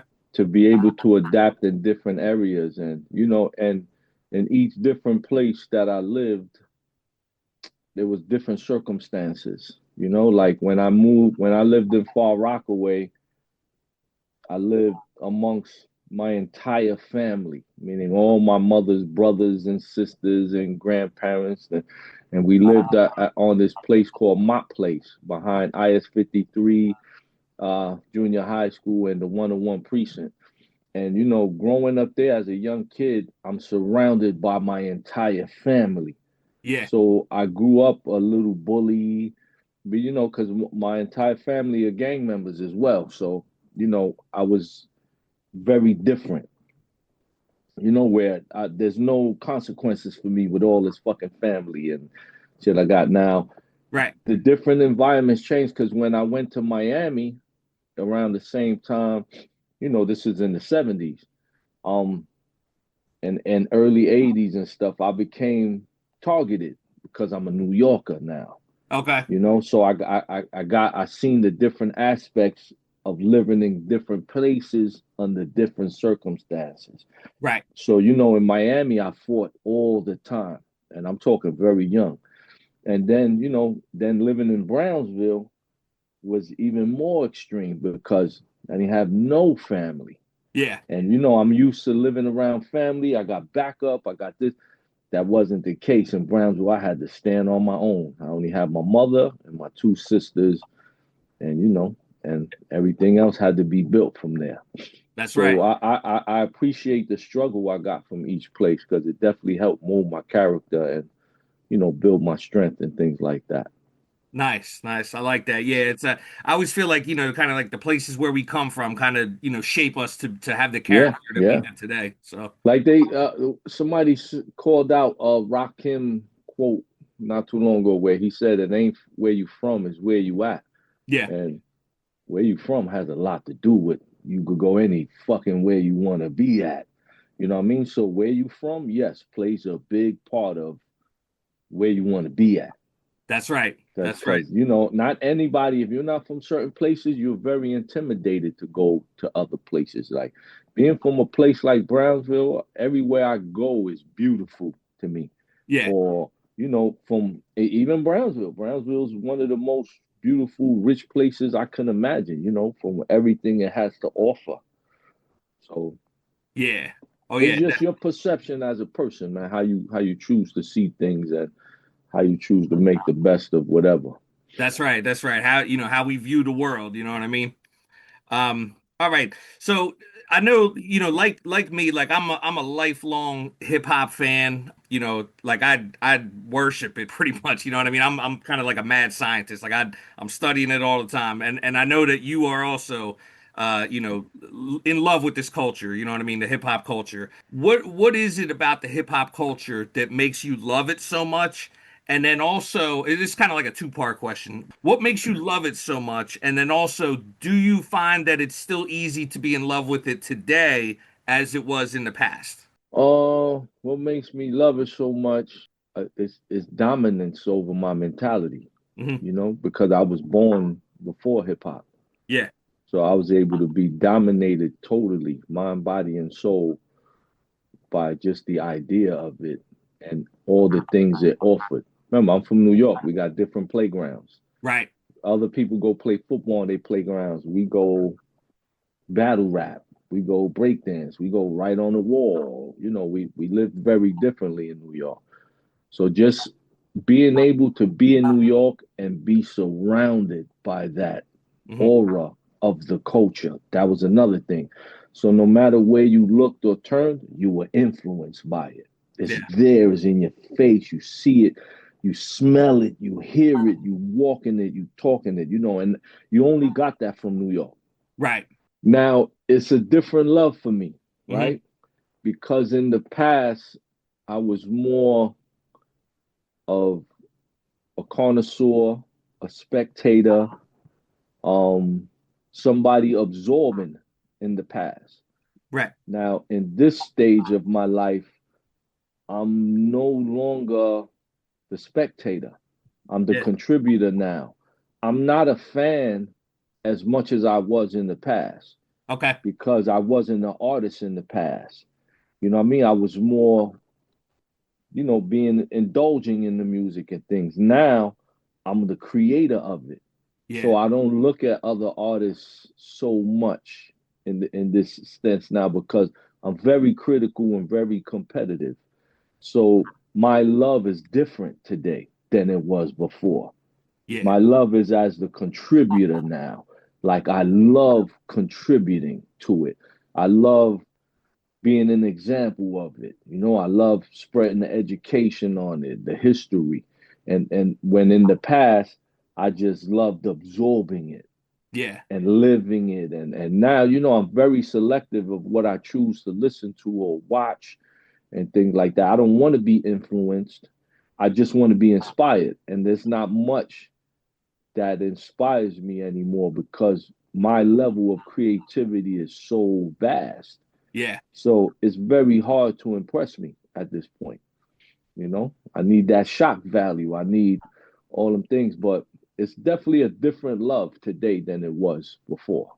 Yeah. Yeah. I think it kind of evolves over time. You know what I mean? I like Yeah. I found it a lot easier to love in the past. You know what I mean? It's a little bit tougher now, but I still kind of dig for those jewels. Like In the past, we were still the undeveloped minds, and this yeah. was all new to everyone. Right. So it was all hype a lot of times. It was all brand new. It was fresh. But now, with maturity, experience, and all that, now you really decipher it very, very differently. You know what I mean? You see it differently. You hear it differently. I don't want to just hear anything. I don't want. I'm not. How should I say? I'm not totally convinced by ignorance. Right. Now, the ignorance with creativity, yeah, you could convince me because you show me you're not just ignorant. You're Yeah. slick with it. You could take it beyond because in the rap music now is more, like the younger generation is way more ignorance. Our shit was ignorant in our day, Uh-huh. but it was extremely creative, witty, educational. There was so many different chambers to it, even Right. though it was ignorance. And I only say it was an ignorance because we didn't have the understanding. Hmm. That was the only reason. We weren't at fault either. So it was just a time of us learning and growing to be the mature people who we are now, to look at everything totally different, you know? Yeah, yeah, that makes sense. So yeah, so speaking about the with the changes in hip hop and how things have kind of changed, I think one of the things is like originality. Like that's always something like I love to see. And I think that That died a long time ago. yeah, yeah, you had Long people time ago. yeah, you had people that were like different styles and they sounded different than the next man, the next woman, you know what I mean? So I think that's really lacking, and that's one of the things that I think I noticed about you early on. You kind of stood out on your own, you know what I mean? You had your own sound. You were original. You didn't sound like anyone else out there. Hmm. And that's something that's definitely lacking. Because I'm from the grain of hip hop. That was one of the number one rules. Yeah. Just like, don't bite. You have to be an original. And I think even though I continuously evolve Hmm. in my music and all that, my originality never goes away. Yeah. I evolve into forms that I don't even understand or knew I was capable of. Yeah. So I say no matter what I do, I'm gonna stay original and creative to that extent, man. It's just a natural instinct in me. Right. Yep. And that's so much appreciated. Like we need that kind of stuff. Thank you. I definitely appreciate that.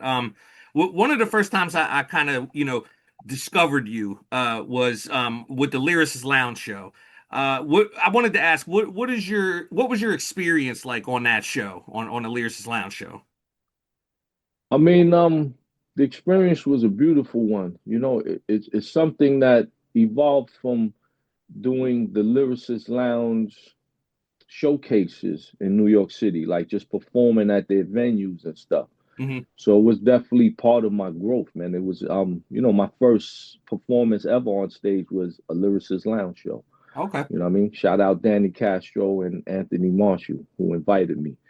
And just being around and meeting all those MCs at that time when I became a rapper, introduced me to the whole circle of the Lyricist Lounge people. But then doing the actual show, Hmm. the TV show was monumental because for one, I already worked for MTV for several years, and I had quit when my mother passed away, Yeah. and my return to MTV was at the Lyricist Lounge show. Yeah. That's when I actually returned to the company and all that, and it kind of shocked everyone that I came back as a entertainer and a cast member and a writer, because not many people, when I worked at MTV, I got the job on a work release program. So Right.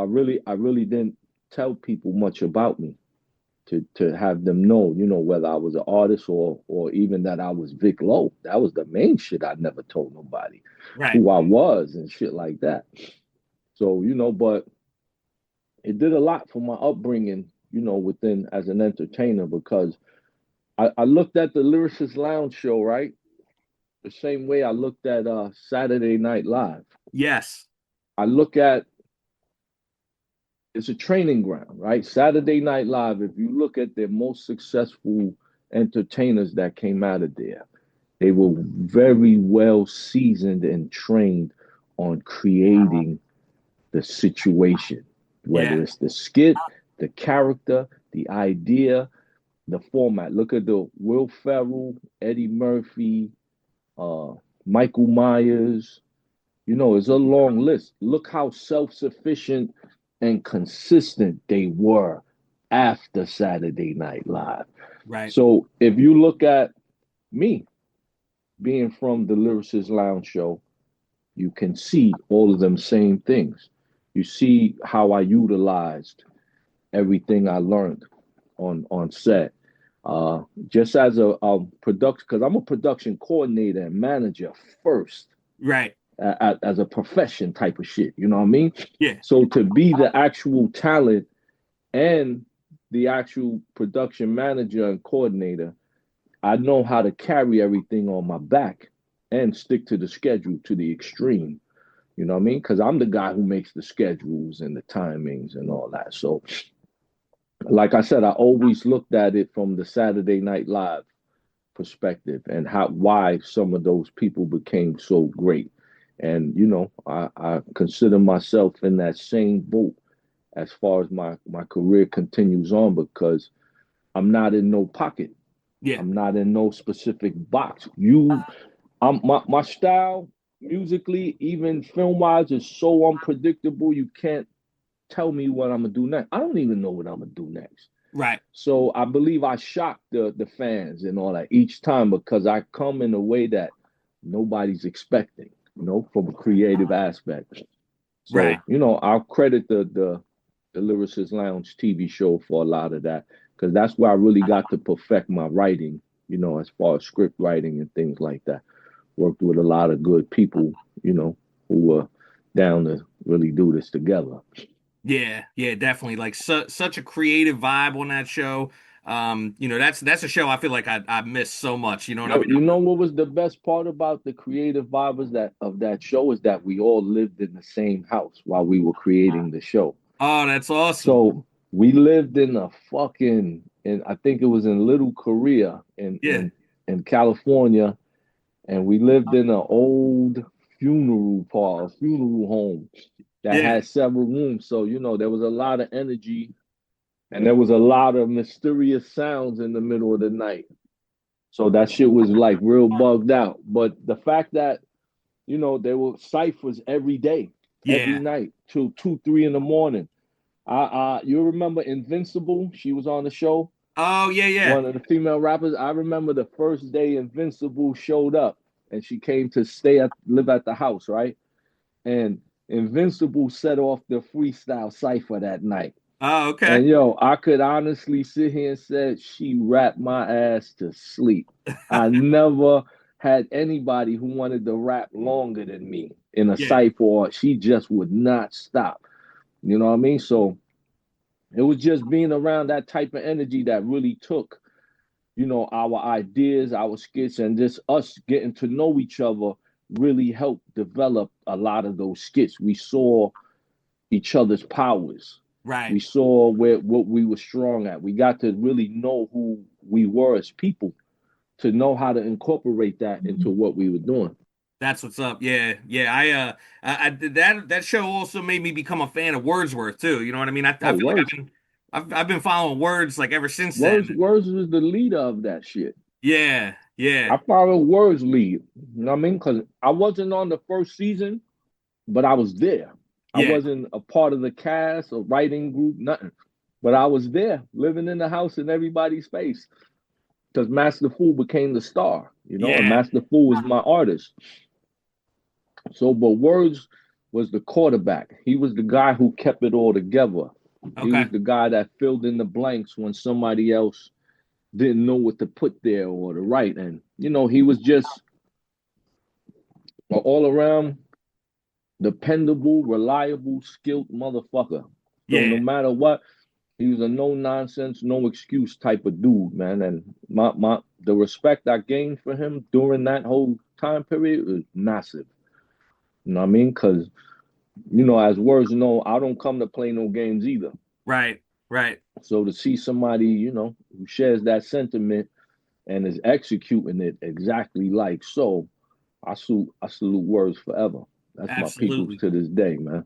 Absolutely. I think I was just listening. He got a new joint with Stu Bangers. I've been listening to that a little bit here and there too. So yeah, it's like as much as much as y'all were creative then, it's like it's awesome to still see that creativity going on now.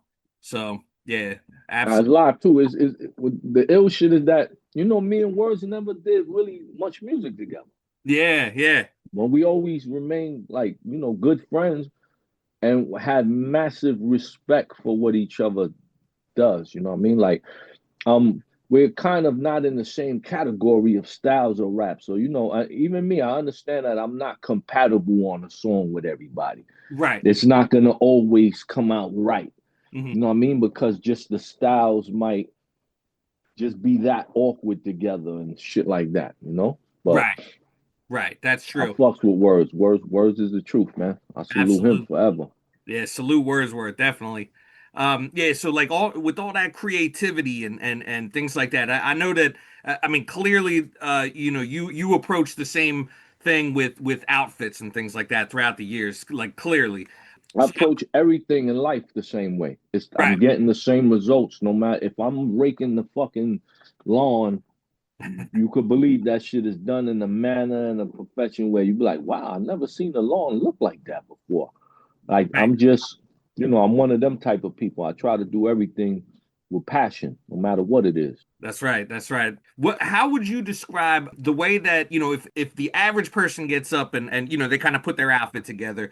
How would you say a low life approaches their outfit when they're putting a complete outfit together? How would you kind of describe that being put together? I mean, when a low life puts on his outfit, he gonna think about who don't got this piece first. Hmm. Nobody got this. That's almost impossible to say nowadays because everybody got what everybody else got. Right. But once upon a time, it was about, okay, I got this piece first, or, you know, nobody's seen this yet. And then, you know, you coordinated first and foremost with what's available. You know, we come from being poor as low life. So it Yeah. wasn't like, you know, we acquired all them pieces and then had all the other accessories or matching pieces to go to it. So it was kind of a time and understanding thing.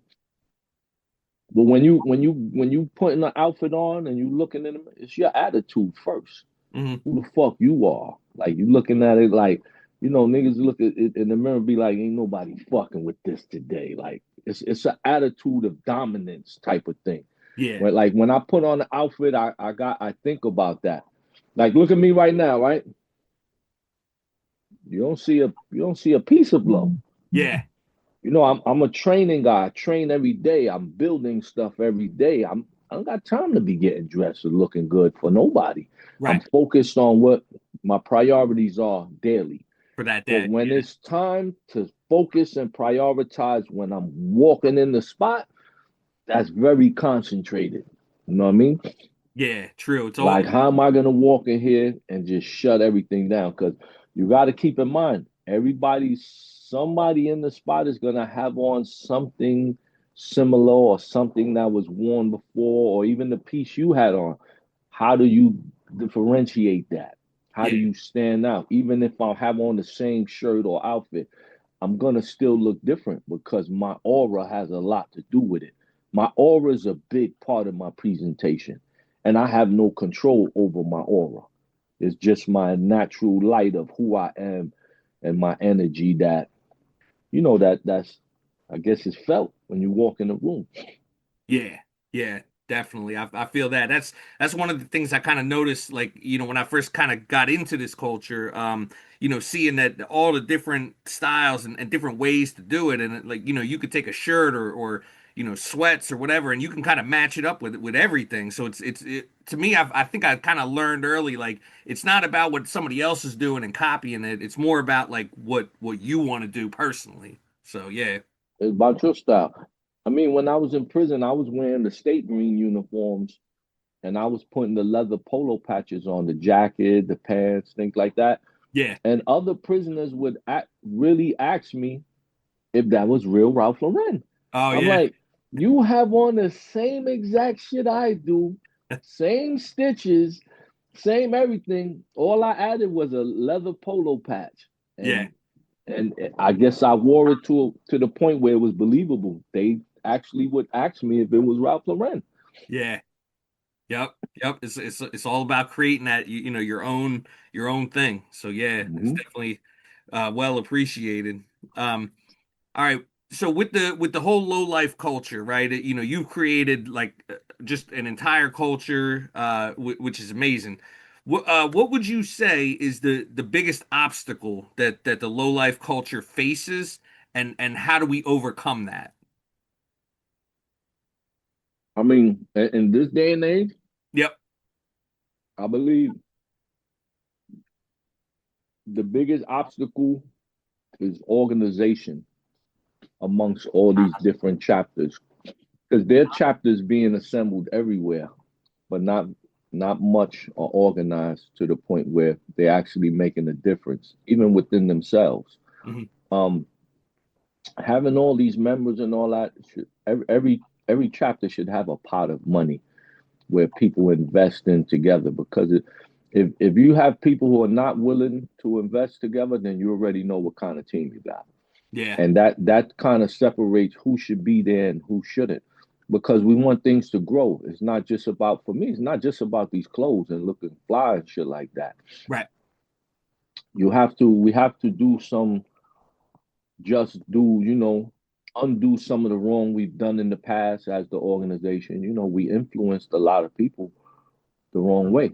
And Hmm. I take accountability for that. That's why my mission has been what it's been, Hmm. to where I've made up for it already. Yeah. And with these groups and even allowing other people into this culture, because there was a time where nobody was allowed. Yeah. You couldn't, if you wasn't living a certain way, you would be a victim when you came around. Yeah. So to be able to transcend all that and start looking at people differently and who we include based on what their strengths are, not their weaknesses or not their street credibility or who they are in prison and shit like that. We had to look at the values way deeper, Yeah. and stop judging people according to our street upbringing Okay. because that's where we were failing. Because all these other people had so much more to offer, and us just being street dudes and strict on how you're supposed to be on the street and in jail. Hmm. you're not gonna get no fucking where, you know. Yeah, true. Yeah, it's So like now, we have everything amongst our organization now. We have paralegals, MMA fighters, plumbers, electricians, trainers, graphic designers, film personality. We have almost everything. So the key is to look at everyone for their strengths. Don't fuck whatever weaknesses you might see. Okay, they might not be a tough guy from the street. So fucking what? right. That guy has all the potential to help you get every place else in life besides the fucking street. You know what I mean? Besides being strong in prison. Like, I mean, our environment teaches us to prepare for all that dumb shit because it is what it is, Right. because of oppression only, you know? But once we've come to the realization of we could do better, we could choose better, we could teach better, we could lead better, then we all gonna be doing better in life, which is what should it be. So, I encourage all the chapters, all the low life, spin-offs and all, no matter what generation you came from. Try to get your people and your team to really get together and organize. Have consistent meetings, share ideas, share everything, share your problems when you Yeah. have to, because that's what the organization is for now. It's not just for some fly shit. You gotta help people when they down. You know what I mean? That's Yeah. what the brotherhood was. That's what it was in the beginning. Even though it was on some other shit, people were really helping each other. People were sticking together. People were protecting each other. It was really that serious. Hmm. Some people didn't have no food, Right. Right. and all this was a means of doing all that. Yeah. Yeah. So I think the Absolutely. organization today, they just really need to organize, man. Have some guidelines to follow. Set some standards amongst your people. Like, have some borderlines. Hmm. Don't just allow anything to be occurring or happening. Yeah. You know what I mean? Bring Yeah. people together and coordinate a plan. What they say, failure to plan is a plan to fail. So Absolutely. get your team together and put that shit together. You know, like I'm out here. I'm in Miami and Orlando. These are my chapters out here. Right. With all the brothers that we are a very well oiled machine Hmm. and move that way. And I think we have been being an example on how you're supposed to move and how the brothers are supposed to interact Yeah. and how you're supposed to deal with disputes and things like that, which is from a mature, positive perspective at this point. There shouldn't be nothing we can't talk about and agree upon or disagree upon or even agree to disagree. Yeah. All that has to be welcome at this point if we want to really strive and really have strong brotherhood. Yeah, yeah, absolutely. Yeah, no, I definitely echo that sentiment. A quick story if I could share real quick. The first time I met Big Earl, right? I met him at one of the low life barbecues out in Brooklyn. And I bought what did I bought the belt buckle I think off of him, and Hmm. he was asking me kind of like, hey, where are you from? And I was telling him where I'm from. Like, I'm kind of out in the middle of nowhere. You know what I mean? I'm like on an Hmm. island, kind of, by myself or whatever. And so he said to me, he was like, why don't you think about starting your own chapter? And that idea kind of just like really struck me. I was like, wow, that's you know what I mean? Like I could kind of see the vision of like, building something. Do you know what I mean? This is like a Hmm. thing where it's like, it's not about the negativity and stuff. It's more about building things and kind of setting up a group for people. And that thought had never occurred to me. You know what I mean? And he kind of put that idea in my head. So salute Earl. That was just like that kind of blew my mind when I heard that. You know what I mean? Hmm. You know how long I know Earl, man? Long time, long time. I met Earl in prison when I was 16 years old. Oh wow. And Earl's a paralegal, Yeah. and he runs shit over here. He's the president. He leads, I follow his lead, Yeah. because he always has a great idea of what we're doing and very selfless. Yeah. It's never about him. Right. Every time he has an idea, it's for somebody else or to help people or help the community. So or else somebody I hold in high regards because of it. And I've grown even more since I moved near him. You Yeah. know, he's helped to shape, help mold and shape me even more. You know what I mean? To help define myself to be a better person. Right. Right. So, but as far as the chapter where you at, their chapters already over there in Yeah. Pennsylvania. Yeah. I know they got the Philly one. Like I've been out there to Philly. Philly is the first chapter ever outside of New York. Yeah. Ever. And we talking in the 80s, 89 and shit like that. Right. Where, but creating more chapters where it exists on such a, high scale like that will only create conflict. Okay. You know what I mean? The key is to get with the chapters and try to offer whatever you can to organize it. Okay.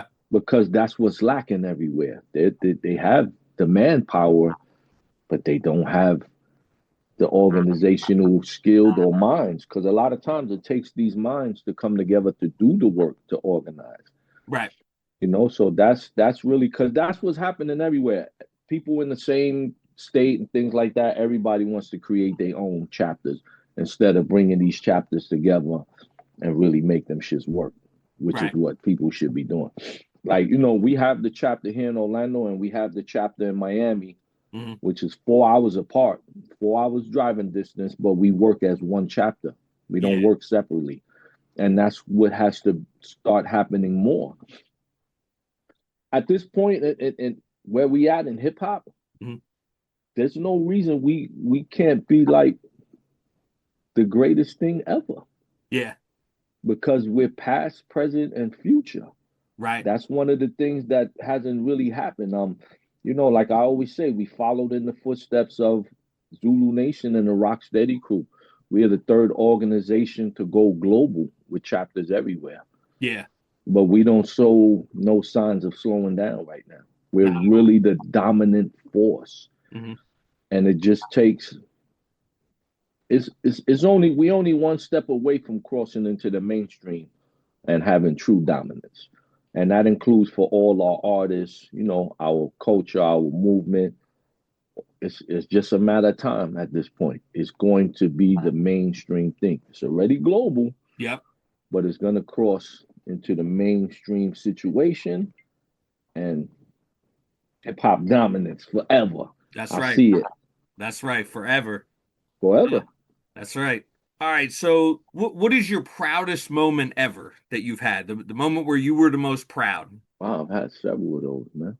Seeing my children graduate, honors, master's degrees, like that's proud for me. Yeah. Something I wouldn't even imagine for myself, Yeah. Just seeing my family, man.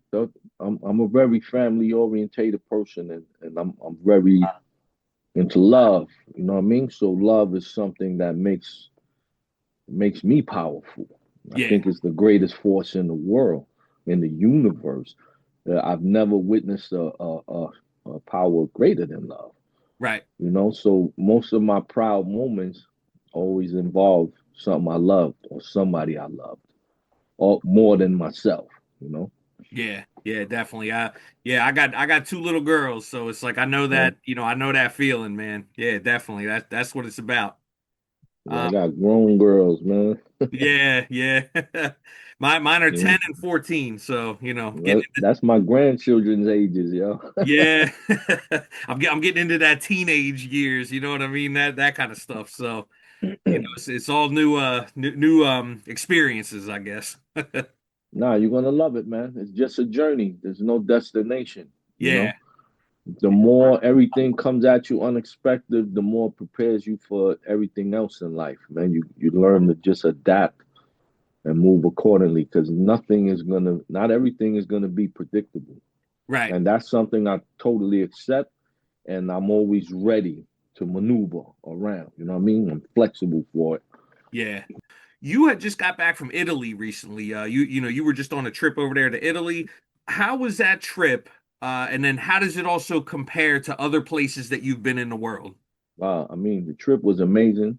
Hmm. Shout out to the OG Big Dab, and the Italy Lowlifes who brought me out. I originally was just doing a song with the OG Big Dab Yeah. as a feature. It turned into two songs, a feature with him and his crew, and then, a solo for me, which they produced. Being from Brownsville, like I said, I'm one of the things that has humbled me the most in life is all the things I've been able to experience and accomplish. Yeah. And being from Brownsville, going to Italy is a dream for anybody. Yeah. Most of the places I have visited has only been a dream. Yeah. Before this, I was touring the prison system Hmm. as an inmate. Yeah. And then to see my life go from that to I'm going all around the world. I mean, the experience was amazing. I got to see the Pope. Yeah. I went to the Vatican, Colosseum, things that I could have never imagined, man. Just reading in history or seeing in films, and but to see how much hip hop was alive Yeah. blew my mind. Like the shows I attended where I performed, the crowd was young. It Yeah. wasn't an old crowd, and that was the most unexpected thing I see. That the crowd was young, Yeah. teenagers, and in their 20s, and then a couple of OGs, moving around, load out, but there were young crowds, man, very perceptive to everything I was doing and Yeah. saying and shit like that. So the experience was it was life changing. I'm about to edit the video because I shot the videos, so I'm about to edit them shits within the next week or whatever. But just great times, man. Just great understanding. I met a lot of great people, a lot of great food. They took me to eat everywhere. Yeah. A lot of beautiful fans I met. You know, it was just a crazy experience. I got to ride the bullet trains. I got Oh to yeah. drink the macchiato and shit like that. You know what I mean? And Yeah. I'm on stage screaming "Mamma Mia" and all that. So That's it awesome, was, man. It almost sounds like a dream, man. That's one of the places like I'd love to go, Italy. You know what I mean? Just such like beautiful architecture, so many things oh to no, see. I think the architecture is the most beautiful in the world Yeah, from what I yeah, see. It's just all art everywhere. Art. That's yeah. how I see it. Yeah, I read a lot of Dan Brown, the author, and then in a lot of his books, he kind of describes things in Italy and different museums and things like that, and it's always like just amazing to kind of experience those things and hear about those things. So yeah, that's awesome. What does it feel like to create a legacy that's gonna live on, long after you're gone, long after we're all gone? What does that feel like to a person? I know people kind of they that's the dream, the goal. They want to create something that lives on after them. And you've done that, right? So what is that feeling like that you have, that knowing that you've created something that's gonna live on, after you're gone, after we're all gone here? I mean, it only makes sure that I live forever Hmm. through this. So my memory will always be alive. My Yeah. contributions, the way I've seen it or explained it before, it's a priceless feeling, right? Because as long as cyberspace exists, Hmm. my great great great great great great great grandchildren will be able to see me Right. and know if they look like me, they walk like me. I will have an eternal legacy. And I think that's what everybody strives for. I Yeah. like most of these artists or most entertainers, their mission is not complete until their biopic is made. Right. And I feel the same way. Hmm. I feel that's the last piece that's missing right now. Yeah. When those biopics and all that stuff comes out, then yeah, my job was done. I could call it if I feel like it. Yeah. Because I've accomplished what I felt was necessary to leave a lasting impression. Yeah. And also, leave it for others to follow the example and create their own from it. Right. But that's a big thing. And I'll tell you the crazy shit. I Mhm. never imagined this in a million years. These Yeah. were not. It was never my goal to spread low lifes all over the world. Right. My goal was to be a respected artist. Hmm. And in the process, I carried the low life name and lifestyle on my back, and everything else happened organically. It was never an intention. I didn't move to Miami, say I'm gonna start a chapter. Yeah. That wasn't the plan. I just, so many people were pulling up, Yeah. like, hey, how can I help? Hey, how can I be down? Hey, can I help you fix your grandmother's house? 'Cause you know I'm one of them fix it all motherfuckers. So Oh yeah. yeah, so when I was in Miami, coming back and forth, all I would do was work on my grandmother's house. And every time I came down, I had so many people volunteering to help me. I'm talking about magazine writers, camera personnel, people who all just wanted to get involved with whatever I was doing. They were willing to come around me and offer whatever services just to show me they want to work. So Yeah. it was a lot of that happening, man. There was times there was 20 people at my grandmother's house painting and fixing and you know, Yep. Pitching in and doing what they can. Yep. yeah. And that turned into a chapter. That's awesome. That's awesome. That's what it's about. It's all about, kind of what people can bring to the table and help other people.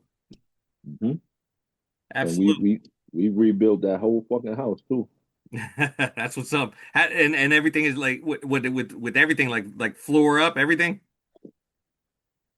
Mostly the outside, Okay. the outside. We turned the house into a venue because it became the art district at the same time. Okay. We're talking about Wynwood, Art Basel, and shit like that. Oh, right, We right. smack in the middle of it, like right smack in the middle. Yeah. So we just made it a place for everybody to gather. Yeah. That's awesome. That's what it's all about. All right. What does the future hold for Thurston Howl? What do you kind of got going on within the next, couple years or so, 5 years or so? What does the future hold? Um, it's a lot of shit right now. I mean, I've planted so many seeds throughout the years. A lot of things are just sprouting right now. Hmm. But you could expect those films. All Yes. these films I'm talking about, these biopics, these docs, you know, these next shows. Like I'm not even sure what's next. I just know I'm consistent. Hmm. I'm working all the time. So some of this stuff I'm creating, I don't even be knowing what it's gonna turn into. It just happens when it's time. Yeah. But my whole thing is just to remain consistent. More than anything, I will be in the film space more than anything else, Hmm. which is where my expertise are. Right. So, and I've been trying to find a way to stop recording songs and shit like that. It's Okay. almost impossible. Yeah. Yeah, I don't know how to stop, man. I don't even know how to slow down. Yeah. Like I got the next albums and shit like that because whenever I hear the right things, it talks to me. I just execute it. I don't even think about it, Right. Right. and I let things stack up like that. So, I don't know, man. As long as I'm happy, man, in this world, and I'm financially stable and shit like that, that's all that really matters, man. That's right. That's what it's My all. happiness, my stability, and everything else will play out for what it's supposed to be. Absolutely. All right. So the final two questions that I got, these are questions I ask to every single guest that I have. What's your favorite album of all time? If you had to pick, one album to listen to, what's your go-to, your favorite album of all time? I don't have one. Okay.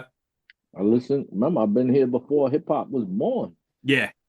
so I have like through different eras. Like when people ask you your top five, there's no top five, man. Right. Right. There's different eras. There's a top five for every era. Put Hmm. it like that. So I can never give somebody who my top five are. Now, I could tell you who the top five influences are as rappers, Hmm. where it started, where it began. And like people don't give Kumo D his credit. as Right. being one of the major skilled MCs with extensive vocabulary, style, speed rapping. He's one of those top 5 as far as being the blueprint. Grandmaster Caz today receives his flowers. You know how long he didn't receive any flowers? Yeah. As being one of the main influencers of rap style.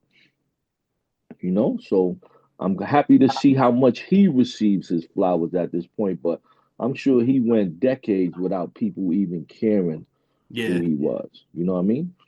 But now, the way it's going, I think, you know how there's a top 50 list everywhere. Oh yeah, yeah, Uh, yeah. I don't I don't I don't I don't believe nobody's list. I only believe the culture. I Right. believe the culture should be the only one to speak for us at this point. Mhm. If you're not of the culture, not of the industry, fuck the industry, Yeah. of the culture. That means you live it whether you're gaining financially or not. Yeah. Those are the people who live this shit that their whole lives, I call them the lifers. Yeah. They're lifers. They're gonna do it no matter what. It's Yeah. not about the record deal. It's about the culture, the love, the passion, the creativity, pushing it forward. It's about all of those things at this point. So when I see those lists, they say, "Yo, who's your the most underrated rapper of all time?" Then I'll see shit. Oh, Sticky Fingers underrated. No, he's not. Right. The Right. culture doesn't feel that way. That's the industry people talking. You can't sit here and say all the people that they claim are underrated is bullshit. Because when you ask somebody from the culture, Yep. they're gonna tell you their level of existence inside of the culture and what they mean. You're never gonna hear them be underrated. Maybe underrated inside of the music industry. Who gives a fuck about that? Exactly. I never was in the music industry. I always been a part of the culture. I Yeah. never had a record deal and shit like that. So I didn't get it. I wasn't exploited to that extent of where what they say matters. Nah, it's about what the fucking culture says and the people living it of who's skilled and who don't got it. And like, look at Bad Seed. He's another Yeah. example of, regardless of what people might think his status is in the industry, look at him in the culture and his Yeah. passion and his execution for what he does. Though only the culture can speak about him or his worth, whether he's underrated or not, Yeah. because the culture knows the level. That's another thing. In the hip hop and the underground and all that, your status and your relevance is based on your skill, not time. As long as your skills don't diminish, neither does your relevance. Mhm. You're considered the same at all times. Yeah. Whether it's 10, 20 years. Look how long Chino XL has kept his status as a lyricist and an MC, whether he dropped every 5, 10 years, whatever it was, his shit never depleted because his skill level remained. The Yep. same with Onyx. Onyx are one of those groups that they get greater with time. Yeah. Yep. They're not many. I feel I'm an artist, I get greater with time. I'm Right. gonna get better. I'm gonna keep getting better and better. And there's a bunch that's like that. You know what I mean? Yeah. And it's up to the culture to speak up for it. Don't allow these other motherfuckers to categorize us or even put us against each other on who's better. Yeah. Nah, I appreciate a lot of people, you know.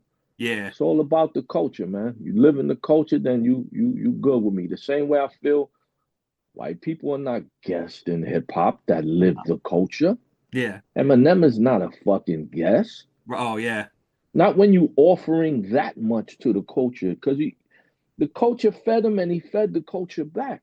Yeah. Yep. There's no vulture shit in that. Nah. You know what Nah. I mean? I always, I'm a big Beastie Boys fan and shit Yeah. like Yeah. that. I understand how everything is created and influenced and all that, but you gotta acknowledge these people's contributions too. Yeah. You gotta accept them. Hip hop is the most multi-diverse in every category. Yeah. You heard what I said? Yep.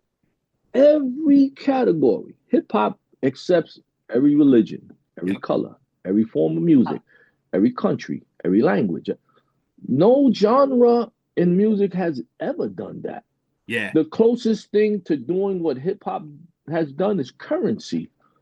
Only currency has been that fluent around the world the True. way hip hop has been. Like, name anything else. Rock and roll didn't do that. Nope. Nope. It probably came a little close, Right. but not to that extent. Not to Exactly. the same extent of hip hop, So if the people, the powers that be within the culture, if they would just start acknowledging that and understanding it and unify to keep it great and make it for what it's supposed to be, we will have a whole totally different culture. Because everybody's just looking at the acceptance of the industry, Right. whether you're in or you're not. I don't give a fuck about that, man. I'm Yeah. the culture. I'm here regardless, deal or no deal. And I think I'm one of the few MCs who's proven that throughout the test of time. Well, I never had a situation, but I'm Yeah. here like everybody else. There was never a machine behind me to make me popular Right. or for people. It was just my will that did all of that. Exactly. I've never heard of a unsigned artist with over 200 music videos and 40 albums. And I think most people give in once they see the pressures of you have to invest in yourself. Yeah. That most of these artists don't survive when it comes time to invest in yourself. Or learn to hold your career in your own hands. Learn how Yeah. to be an engineer. Learn how Right. to shoot your own videos. Learn how to do your own production. Everybody's so much waiting on the next person to do something for them. Yeah. And the more we hold our own careers and our own culture in our own hands and stop asking motherfuckers for permission or anything, the more we keep control of how our culture is supposed to evolve. Right. Right. When we can do it all for ourselves, like, Yeah. yeah. Yep. That's We what's don't we good. don't need we don't need all that other shit, man, for people to tell. Well, I was trying to get a record deal forever, right? Yeah. I got a lot of offers throughout time. Hmm. Um, I'll try forever, right? Now I see some of the most gigantic artists out there who got, the numbers, the finances, the views, everything. I wanted to get a record deal and I couldn't, right? But I built a subculture in hip hop. Right. That's 1,000 times harder than getting a record deal. Exactly. Like I look at some of the biggest, most mainstream, dominant artists, they could not create a subculture. Yeah. True. They could not do that. I look at some of these big mainstream artists like you couldn't survive independently without that machine push behind you. Yeah. Because what you're dishing out is not going to be absorbed the same way without it being force fed. Yeah. Because most of that stuff is force fed, is programming. People are learning to like it from the repetitions and shit like that. That's so So true. yeah, but in our sense, very different. Hmm. You know what I mean? The people are choosing us. In the internet, you become a choice. And I mean, that's starting to change too now, the way they're doing all the algorithms. They're blocking a lot of artists. All type of shit is being gate kept. Yeah. But none of that is going to stop me what the fuck I do or what our movement means and our longevity. Yeah. So I couldn't give a fuck about none of it at this point. That's right. That's right. Absolutely true. All right. So the final question I got. What is your best memory pertaining to the hip hop culture? This could be, a performance, a song, an album, a party you were at. And what's your best memory from hip hop culture? Got a million of them, man. Yeah, it's I'm hard. It's from New York. I'm hard to from the pick one. Mecca. Yeah, I'm from the Mecca. You understand what that means? from the beginning. I think I would say like my my favorite era of hip hop Yeah. is the beginning, Hmm. the Genesis, because it was pure. Yeah. I think one of the first rules in hip hop was you had to be hood. You had to be from the hood for real. Yeah. I mean, like it wasn't acceptable anyone else just doing it. Um, but those early days of going to the Roxy's to break dance, and we talking. This is at the time when even the movie Beat Street is in theaters, and you in the Roxy. I'm in the Roxy's every week, and everybody from the movie is in here Oh, every wow. week. So every week, I see Crazy Legs, I see Robert Taylor, I see, all those different entities you saw in the movie. Right. That was big for me because, I was very young and seeing all those performances. I remember um, Rocksteady and the New York City Breakers was supposed to have a second battle in Roxy's because of the way the movie was edited Oh, and make them look like losers. You know what I mean? yeah. So I was there for that night as well. Wow. Uh, and seeing Jimmy Spicer perform, I'm a big Jimmy Spicer fan. Uh-huh. Uh, Thurstin Howl style, a lot of it comes from Jimmy Spicer, from being a character and rappers, and he rapped like Dracula and shit like that. So I seen him perform at the Roxy's when he had his when he had his hit song Dollar Bill, y'all. He's actually the Wow. first person I ever seen throw money into the crowd, as he's doing this song. But there's a million, man. I have a million memories, man, of just my upbringing in hip hop. Uh-huh. All my train stories being in the train yards, all my arrests in the train yards. Um, it's all that type of shit, man. Uh, I wouldn't have traded none of this shit for nothing in the world, That's you awesome. know. It's awesome hearing it from somebody that was, from the beginning, you know what I mean? Because you've seen it all. Like there's so many, eras and things like that. So I always figure that's like a hard question because there's so many things like, in there. There's a lot Let in there. So me tell you what's crazy too. Like from my observation, I'm the only artist I've seen who's photographed in every era of hip hop fashion. that's true. I don't see even amongst low lives. Yeah. Um Within low lives, there's a lot of fly dudes and all that, but a lot of people blindness began with polo. Yeah. And through the whole low era, that's not my case.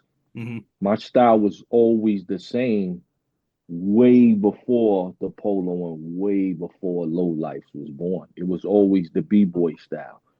You know what I mean? So, and to have the motherfucking receipts Yeah. is the way I could let niggas know. Shut the fuck up, man. You That's don't know right. what you're talking about. Yep. you It's like here's my know? photo from each. Here I am in all Yeah. these, all Every these era. eras.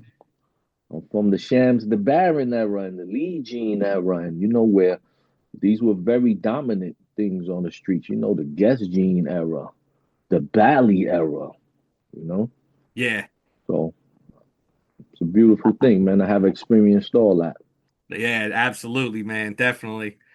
Well, yo, I can't thank you enough for joining us. This has been amazing, amazing. I appreciate your time so much. I just want to, urge everybody out there to, to go and check out all your stuff, man. Your albums are amazing. Even like these Thank you, latest ones that you got, man, are amazing. Thoughts Illustrated, The Last Shall Be Thirst. Uh, you thank know, you, thank you. yeah. So if That people, last Shall Be Thirst was that album is a mainstream crossover album. yeah. Oh, I That love it. could dominate the radio, the clubs, the parties, it's so versatile, that Yeah. album, man. Yep, it's real hip hop right there. It's almost like every track is like a moment. You know what I mean? It's like you're creating these moments that are just gonna like live on. You know what I mean? And they were you as a listener, right? Yeah, They were every song was unpredictable. yeah, Each song that came on, you cannot say where I'm going with it. right, You cannot predict the style of the song, the attitude, and I believe I'm that's going to be continuous with me. exactly. It's like you're truly ready for any situation. You know what I mean? And it's inspiring. It's definitely Thank inspiring. you. That's another thing. I've never seen this level of versatility Yeah, in many artists. Like, but I go to so many different extremes, and yeah, that my versatility is crazy. that's right. That's right. All right, so if people want to check you out, what's what's the easiest way to find you? YouTube, Instagram, like if they All want of to it, find you. all of it. ThirstinHowl3rd.com Yep. for all the merch, all the music, videos, DVDs, low life merch, all of that is on thirstinhowl3rd.com. You could contact me on Instagram, Thirstin Howl the Third, ThirstinHowlThe, the number 3RD. The same with the YouTube. If you want to go watch my films, my videos, same spelling. It's Thirstin Howl the Third all over the board, all over the internet. You know what I mean? So check it out. Make sure you check out that The Last Shall Be Thirst album. Yep. Check out that Thoughts Illustrated. I don't know if I'm gonna drop an album this year because I got so many mixtapes too. So I might just drop a couple of mixtapes because I'm sitting on the new album called Hate Seuss, the Okay. Book of Hate Seuss. You know what I mean? Everybody hates the savior type of shit. You Yeah. know what I mean? And this album is gonna be it's crazy already, man. I don't know if I should even speak on it, but I like that, man. I'm ready for that, man. Definitely hyped for that.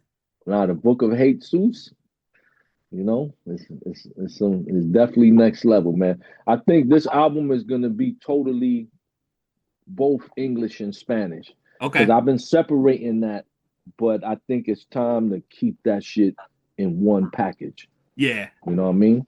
Yeah. Just because it's so I won't lose anyone in it. Right. If you don't speak Spanish, you won't get lost on my Spanglish songs. There's enough English to where it kind of helps translate it for you. You know? Right. Right. Exactly. Like yeah, they can still kind of pick up the vibe from it. Yeah. Absolutely. Well, yeah, I'm definitely excited for that. I urge all our listeners, everyone out there, I definitely urge you to check out everything you can with Thurston Howl. Buy the merch, grab a shirt, grab an album, all of that stuff, man, because it's amazing. You do amazing work, and Thank you, you've man. been doing amazing work for a long time, and it's very much very well appreciated. I Thank you. can't tell you how much I appreciate you, man. Thank you so much for everything. Thank you for having me, man. And glad to do this podcast. Your questions weren't the same old bullshit. Yo, how did low life start? Yo, how long was you in jail? Fuck out Yep, of here, man. I got a career, man. I did that's a right. lot of things besides be a fucking criminal. That's And I right. think that's what I stress the most at this point. All right, y'all. I'm gonna dip into the mailbag here, see what we got. Reach way down into the bottom. Let me see what I got here. Okay, here's a question that we got. Have you ever attended or participated in an auction? Have you ever attended or participated in an auction? I attended one whilst watching a television show. Okay. I used to watch Storage Wars. Okay. All right. Okay. But I've never been to one. Never been to like a live one No. or whatever. Okay. I don't think I have either. I've seen like where they have like estate sales, like it'll be like at a house or whatever, and they're like, "Yo, we're having an auction sale like on whatever date," and they're just gonna like get rid of everything in the house. Yeah. I've seen that, but I've never been to it. You know what I mean? But I've seen it like advertised. That's probably about the closest I've ever gotten, other than like seeing them on TV. Like I've seen, Right, yeah, like seen on TV. yeah, I've seen it on TV tons Never of times. been in Like, one in yeah, person. I never been to one though. No, Never been to one. Never been to one. Nope. No. Nope, Okay. nope, nope. All right. So yeah, that's our question. But yeah, it says to get an auctioneer on the podcast too. That'd actually be kind of cool. I feel like that'd be a cool interview. You know what I mean? Like, no one. I don't know any, but I feel like if I could probably like look one up and like maybe try to like interview him. Like that'd be kind of cool. I feel like, you know what I mean? Something a little different. Like, I feel like that's like a world that like not a lot of people know about. I don't know. That's good though. I like that. Yeah. That's pretty good. Okay. All right. So that's the mailbag right there. All right. Let us put you on. We're gonna put you on to some recommendations that we got, something to make your life a little bit better, to enrich your life and make it more sustainable. Yes. So who got a recommendation? I got one. If I got one. you got one, you want to go first? I'll go first. Okay, Amanda. I highly recommend you to go watch Bridgerton. Bridgerton. Okay. I love that show. The show Bridgerton on Yes. Netflix. Yes. Netflix. Yes. Okay. I've never seen it. You should watch it. It's all right. I mean, I don't mind it. What's the quick synopsis of it? I can't even talk. I cannot talk right I today. know, The right? quick synopsis of it. Quick synopsis. Like, It's What else is it about, Amanda? It's dating in like the 1800s Yeah. England, I guess, like and they have, you know how amongst they the have nobility. you know, the seasons where the girls come out and you try to get married off and things like that. Yeah. It's like that. They and try to- and they- it's going like through the one family, Bridgerton. Right. So like, there's been 3 seasons. 4. This I is think. 4, Yeah, 4. I think. Yeah. right? Yeah, I think so. Each one has one of the Bridgerton kids like getting married. Right. It'd be like one of the kids is like, they're the hot little item of the season, and they're trying to like get coupled up with somebody, and So it's 4 seasons of the same script, different cast. exactly. But it's really good. Yeah. I'd say, you know what, like, so I watch it with her, right? The one thing that I really like about it, they'll take newer songs, like songs that are, kind of like on the radio, like popular songs, and they will make them like classical songs in the show. Oh, yeah. Like, And they dance to it. I kind of like that. Yeah, they'll make them like very, true. like, yeah, it sounds awesome, violin and everything. Mhm. Like, it just sounds like awesome when you hear it, because it's like, because you'll recognize the song and you're like, they weren't dancing to this in the 1800s. Right. I don't know. There's some very fine looking people on that show. And and it's very diverse too. Like Yeah. it's diverse without making it apparent that they're trying to be diverse. Oh, yeah. Like, Yeah. I like that too. They're just like, these are all just characters. You know what I mean? Yeah. And everyone's represented in that show. Yeah. And, but you It's just don't fun. like notice it. You know what I mean? So yeah, I like that. Yeah. Good one. Nice. Good one. Okay. So mine is because of a discussion JP and I had at dinner that and it makes sense, makes total sense. So apparently it has been recommended to me, so I'm going to recommend it to you all, is to have soft skills. Soft skills. No, I was not telling you to have soft skills. Like, that's not what I'm saying. That's not what I'm saying. Apparently I'm a little too blunt or a little too direct. And I need to soften it up a little bit. There's different personality types, right? And I feel like everyone is valuable. Oh, Yes, thanks. everyone is valuable. Yes. You need different skills to get the job done. Do you know what I Yeah. mean? You need all those people, Right. and everyone has their own like set of skills. Like, do you know what I mean? Yeah. There's people that are the drill sergeant, and they need like you get. Like, they need to crack the whip sometimes. Like, you need that. That's something that's needed, right? There's people that are very analytical and everything is technical. Like, you know what I mean? They're the data people. Like, you need those people. You need the caregivers, the people that the feel good people. Do you know what I mean? You need that too. You need each of these people. I feel like on a team to make things happen. Like, I feel like you need all those people. So Yeah. I don't know. That's all I was trying to say. Yeah. Nice. Yeah. And then the second one is so I've just been doing a lot of self-reflecting, and it's been like a frustration of mine is to like, just because like I feel like I'm a hard worker, right? Yeah. But the harder I work, the more I feel like the only way to really make money is to not work for somebody else. Okay. So my recommendation is, I mean, there's like some people that want to do this. Like, they don't want to, I guess make money for themselves. But I just feel like people need to stop exerting so much energy into building somebody else's wealth. Okay. I like that. That's Focus and get creative on how to create it for yourself. And I'm not saying I still feel how I feel. I don't need to be a billionaire. good. But I just feel like life should be a little bit more comfortable for someone who works as hard as I do. Yeah, I feel that. Absolutely. Yeah, absolutely. Definitely. Like people should be paid fairly for what they do. Mm. Yeah, absolutely. And I just feel like also I would love to be in a position where, because I just feel like when you get yourself to a spot where you can create wealth for yourself, that part of doing that is to, when you have people working for you or whatever, that you are sharing in that wealth. Yeah. And that's not just, a minimal paycheck. Right. And then expecting people to be super appreciative of that. Yeah.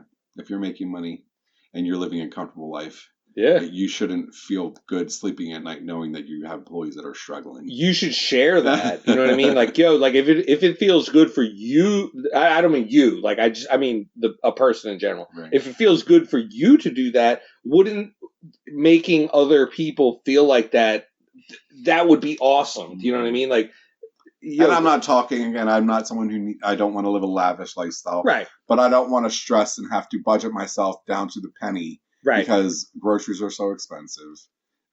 Putting clothes on your back is expensive. Paying necessity type bills is expensive. Right. Everything is so expensive. And so I just feel like when you are a full-time employee for somebody who is living way more comfortably than the average person, that you should at least put some effort into how do I get my employees to at least not stress if they're not able to do something for a week or something, God forbid something happens. Right. I would try to take that level of stress off of my employees that are devoting lots of their time to me. Yeah. So yeah, I feel that. I definitely feel that. Yes. Yeah, I like that. That's a good recommendation right there. All right, I'm going to go with mine. This is so dumb. Mine is so dumb. I'm just going to recommend chocolate cake with vanilla icing. Just go get a box cake, right? Like just a cheap ass box cake at the grocery store. Whatever brand, it doesn't matter. Duncan Hines, whatever. Just get a chocolate cake, throw some vanilla icing all over that joint, and then cook that up. Eat that. Amazing. It's like the best thing ever.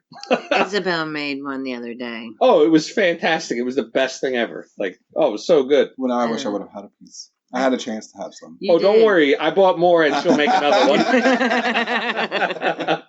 Yes. Yeah, like that's my recommendation. Like, it's a slice of heaven. Oh. So yeah. I don't like chocolate cake. Yeah, chocolate cake, man. You can't go wrong. All right. So, that's the fashion episode, y'all. We're signing out. Balcony Life Podcast. Woo-hoo. We'll be back at y'all again. Thank you so much to everyone that made this possible. We love y'all. And peace out. Yes, bye. See ya.